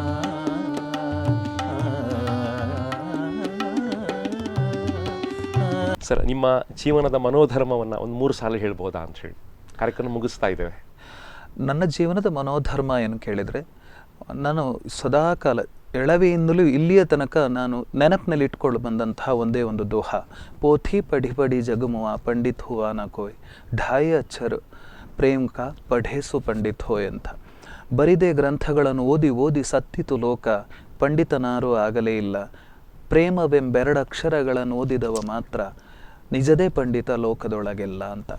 ಯಾಕೆಂದರೆ ನಾವು ಯಾವುದೇ ವಿದ್ವತ್ ಗಳಿಸಿರಲಿ, ಯಾವುದೇ ಸಾಧನೆ ಮಾಡಿರಲಿ, ಸಂಪತ್ನಲ್ಲಾಗಲಿ ವಿದ್ಯೆಯ ಸಂಪತ್ನಲ್ಲಾಗಲಿ, ಯಾವುದೇ ಐಹಿಕ ಸುಖ ಭೋಗಗಳಿರಲಿ, ನಾವು ಮಾನವ ಪ್ರೇಮ ಅಂತ ಹೇಳುವಂಥದ್ದು ಮರೆಯಬಾರ್ದು. ಯಾವುದೇ ಕಲೆ ಇರಲಿ, ಧರ್ಮ ಇರಲಿ, ಎಲ್ಲವೂ ಕೂಡ ನಮ್ಮ ಬದುಕನ್ನು ಹಾಸನಗೊಳಿಸಲಿಕ್ಕೆ ಒಂದು ಅನುಕೂಲಿಸುವಂತಹ ತತ್ವಗಳು. ನಾವು ಬದುಕಿನಿಂದ ದೂರ ಹೋಗುವಂತಹದ್ದಲ್ಲ.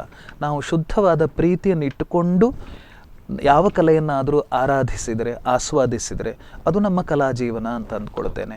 ಮಾನವ ಪ್ರೀತಿಯೇ ಪ್ರಮುಖವಾದದ್ದು. ಎಷ್ಟೇ ಇರಲಿ, ಯಾರನ್ನೂ ಕೂಡ ದ್ವೇಷಿಸದೆ, ಯಾರಿಗಾದರೂ ನಮ್ಮಲ್ಲಿ ಬೇಸರ ಆದರೆ ಅದನ್ನು ದೂರಪಡಿಸ್ತಕ್ಕಂಥ ಪ್ರಯತ್ನ ಮಾಡೋದು, ಆಗಲಿಲ್ಲ ಅಂದರೆ ಬಿಟ್ಬಿಡೋದು. ನಾವಂತೂ ಉದ್ದೇಶಪೂರ್ವಕವಾಗಿ ಯಾರನ್ನೂ ನೋಯಿಸದ, ಸಾಧ್ಯವಿದ್ದರೆ ಸಂತೋಷ ಕೊಡುವ, ಇಲ್ಲದಿದ್ದರೆ ತೆಪ್ಪಗೆ ಇರತಕ್ಕಂಥ ಒಂದು ಮನೋಭಾವ ಇರಬೇಕು. ಯಾವುದೇ ಕಲೆಯಲ್ಲಿರುವವನಿರಲಿ, ಕಲೆ ಇಲ್ಲದಿದ್ದರೂ ಕೂಡ ಬದುಕಬೇಕಾದ್ದು ಇಷ್ಟು. ಇದು ನನ್ನ ಮೂಲ ತತ್ವ. ಯಾರನ್ನೇ ಆಗಲಿಕ್ಕೆ ನೋಯಿಸಬಾರ್ದು ಅಂತ ಹೇಳುವಂಥದ್ದು. ಸ್ನೇಹಿತರೆ, ಇವತ್ತು ನಾನು ಮತ್ತೆ ಉಲ್ಲೇಖ ಮಾಡಬೇಕು, ಒಬ್ಬ ನಿವೃತ್ತ ಪ್ರಾಧ್ಯಾಪಕರು ನಮ್ಮ ಸ್ಟುಡಿಯೋಕ್ಕೆ ಬಂದಿದ್ದಾರೆ. ಸ್ಕೈಸ್ ದ ಲಿಮಿಟ್ ಕಾರ್ಯಕ್ರಮಕ್ಕೆ ಸಾರ್ಥಕ್ಯ ಬಂದಿದೆ, ಭಾವಸ್ಪರ್ಶ ಬಂದಿದೆ. ಅವರ ಜೀವನದ ಹೆಜ್ಜೆಗತಿಗಳನ್ನು ಬಹಳ ಪ್ರೀತಿಯಿಂದ ಅವರು ತಿಳಿಸ್ತಾ ಹೋಗಿದ್ದಾರೆ. ಸಾಧನೆಗಳ ಶಿಖರವನ್ನು ತಲುಪಿದ್ದಾರೆ. 100ಕ್ಕೂ ಜಾಸ್ತಿ ಅಷ್ಟಾವಧಾನಗಳನ್ನು ಮಾಡಿದ್ದಾರೆ. ಅದರಲ್ಲಿ ವಿಶೇಷವಾಗಿ 3 ಭಾಷೆಯಲ್ಲಿ ಅಷ್ಟಾವಧಾನವನ್ನು ಪೂರ್ತಿ ಮಾಡಿದ್ದಾರೆ. ಅತ್ಯಂತ ಅತ್ಯಂತ ಅತ್ಯಂತ ವ್ಯಾವಹಾರಿಕವಾಗಿರ್ತಕ್ಕಂಥ ಕೊಂಕಣಿ ಭಾಷೆ ಅಷ್ಟಾವಧಾನ ಮಾಡತಕ್ಕಂಥದ್ದು, ಅತ್ಯಂತ ವ್ಯಾವಹಾರಿಕವಾದ ಕೊಂಕಣಿ ಭಾಷೆಯಲ್ಲಿ ಮಹಾಕಾವ್ಯ ರಚನೆ ಮಾಡತಕ್ಕಂಥದ್ದು, ನೂರಾರು ಗೀತೆಗಳಿಗೆ ಸಂಗೀತವನ್ನು ಕೊಟ್ಟಿರ್ತಕ್ಕಂಥದ್ದು, ಸಿನಿಮಾಕ್ಕೆ ಸಂಗೀತವನ್ನು ಕೊಟ್ಟಿರ್ತಕ್ಕಂಥದ್ದು, ನಾಟಕ ನಿರ್ದೇಶನಗಳನ್ನು ಮಾಡಿರ್ತಕ್ಕಂಥದ್ದು, ನಾಟಕವನ್ನು ಬರೆದಿರ್ತಕ್ಕಂಥದ್ದು, ತಮ್ಮ 2 ಮಕ್ಕಳನ್ನು ಸಂಗೀತ ಕ್ಷೇತ್ರಕ್ಕೆ ಧಾರೆ ಎರೆದಿರ್ತಕ್ಕಂಥದ್ದು, ಇದೆಲ್ಲ ಬಹಳ ಅದ್ಭುತ ಅಂತ ಅನಿಸ್ತಾ ಇದೆ. ಪ್ರಾಯಶಃ ಎಲ್ಲವನ್ನ ಮಾತಾಡ್ಬೇಕಾದ್ರೆ ಇನ್ನೂ ಸಂಚಿಕೆ ಬೇಕಾಗ್ಬೋದು ನಮಗೆ. ಅಷ್ಟು ವಿಷಯ ಅವತ್ತು ಅವ್ರು ಮಾತನಾಡಲಿಕ್ಕೆ ಬಾಕಿ ಇದೆ. ಆದರೆ ಈ ಕಾರ್ಯಕ್ರಮವನ್ನು ಮುಗಿಸುವಂಥ ಹೊತ್ತು ಅಷ್ಟಾವಧಾನಿ ಉಮೇಶ್ ಗೌತಮ್ ನಾಯಕ್ ಅವರ ಬದುಕು ಸಾರ್ಥಕವಾಗಲಿ ಅಂತ ನಾನು ವಿನಂತಿ ಮಾಡ್ಕೋತೇನೆ ಮತ್ತು ಅವರಿಗೆ ಧನ್ಯವಾದಗಳನ್ನು ಸಲ್ಲಿಸ್ತೇನೆ. ಸರ್, ಕಾರ್ಯಕ್ರಮಕ್ಕೆ ಬಂದಿದ್ದೀರಿ, ತುಂಬ ಥ್ಯಾಂಕ್ಸ್ ನಿಮಗೆ. ಸ್ಪಂದನಾ ಟಿವಿಯ ಎಲ್ಲ ವೀಕ್ಷಕರಿಗೂ ಹಾಗೂ ನಿಮಗೂ ನನ್ನ ಧನ್ಯವಾದಗಳನ್ನು ಅರ್ಪಿಸ್ತೇನೆ. ಸ್ನೇಹಿತರ, ಸ್ಕೈಸ್ ದ ಲಿಮಿಟ್ ಮುಂದಿನ ಸಂಚಿಕೆಯಲ್ಲಿ ಇನ್ನೊಬ್ಬರು ಅತಿ ಶ್ರೇಷ್ಠವಾದ ಗೆಸ್ಟ್ನ ಕರ್ಕೊಂಡು ಬರ್ತೇವೆ, ಭಾಳ ಪ್ರೀತಿಯಿಂದ ಮಾತಾಡಿಸ್ತೇವೆ. Thank you very much. ಎಲ್ರಿಗೂ ಧನ್ಯವಾದಗಳು.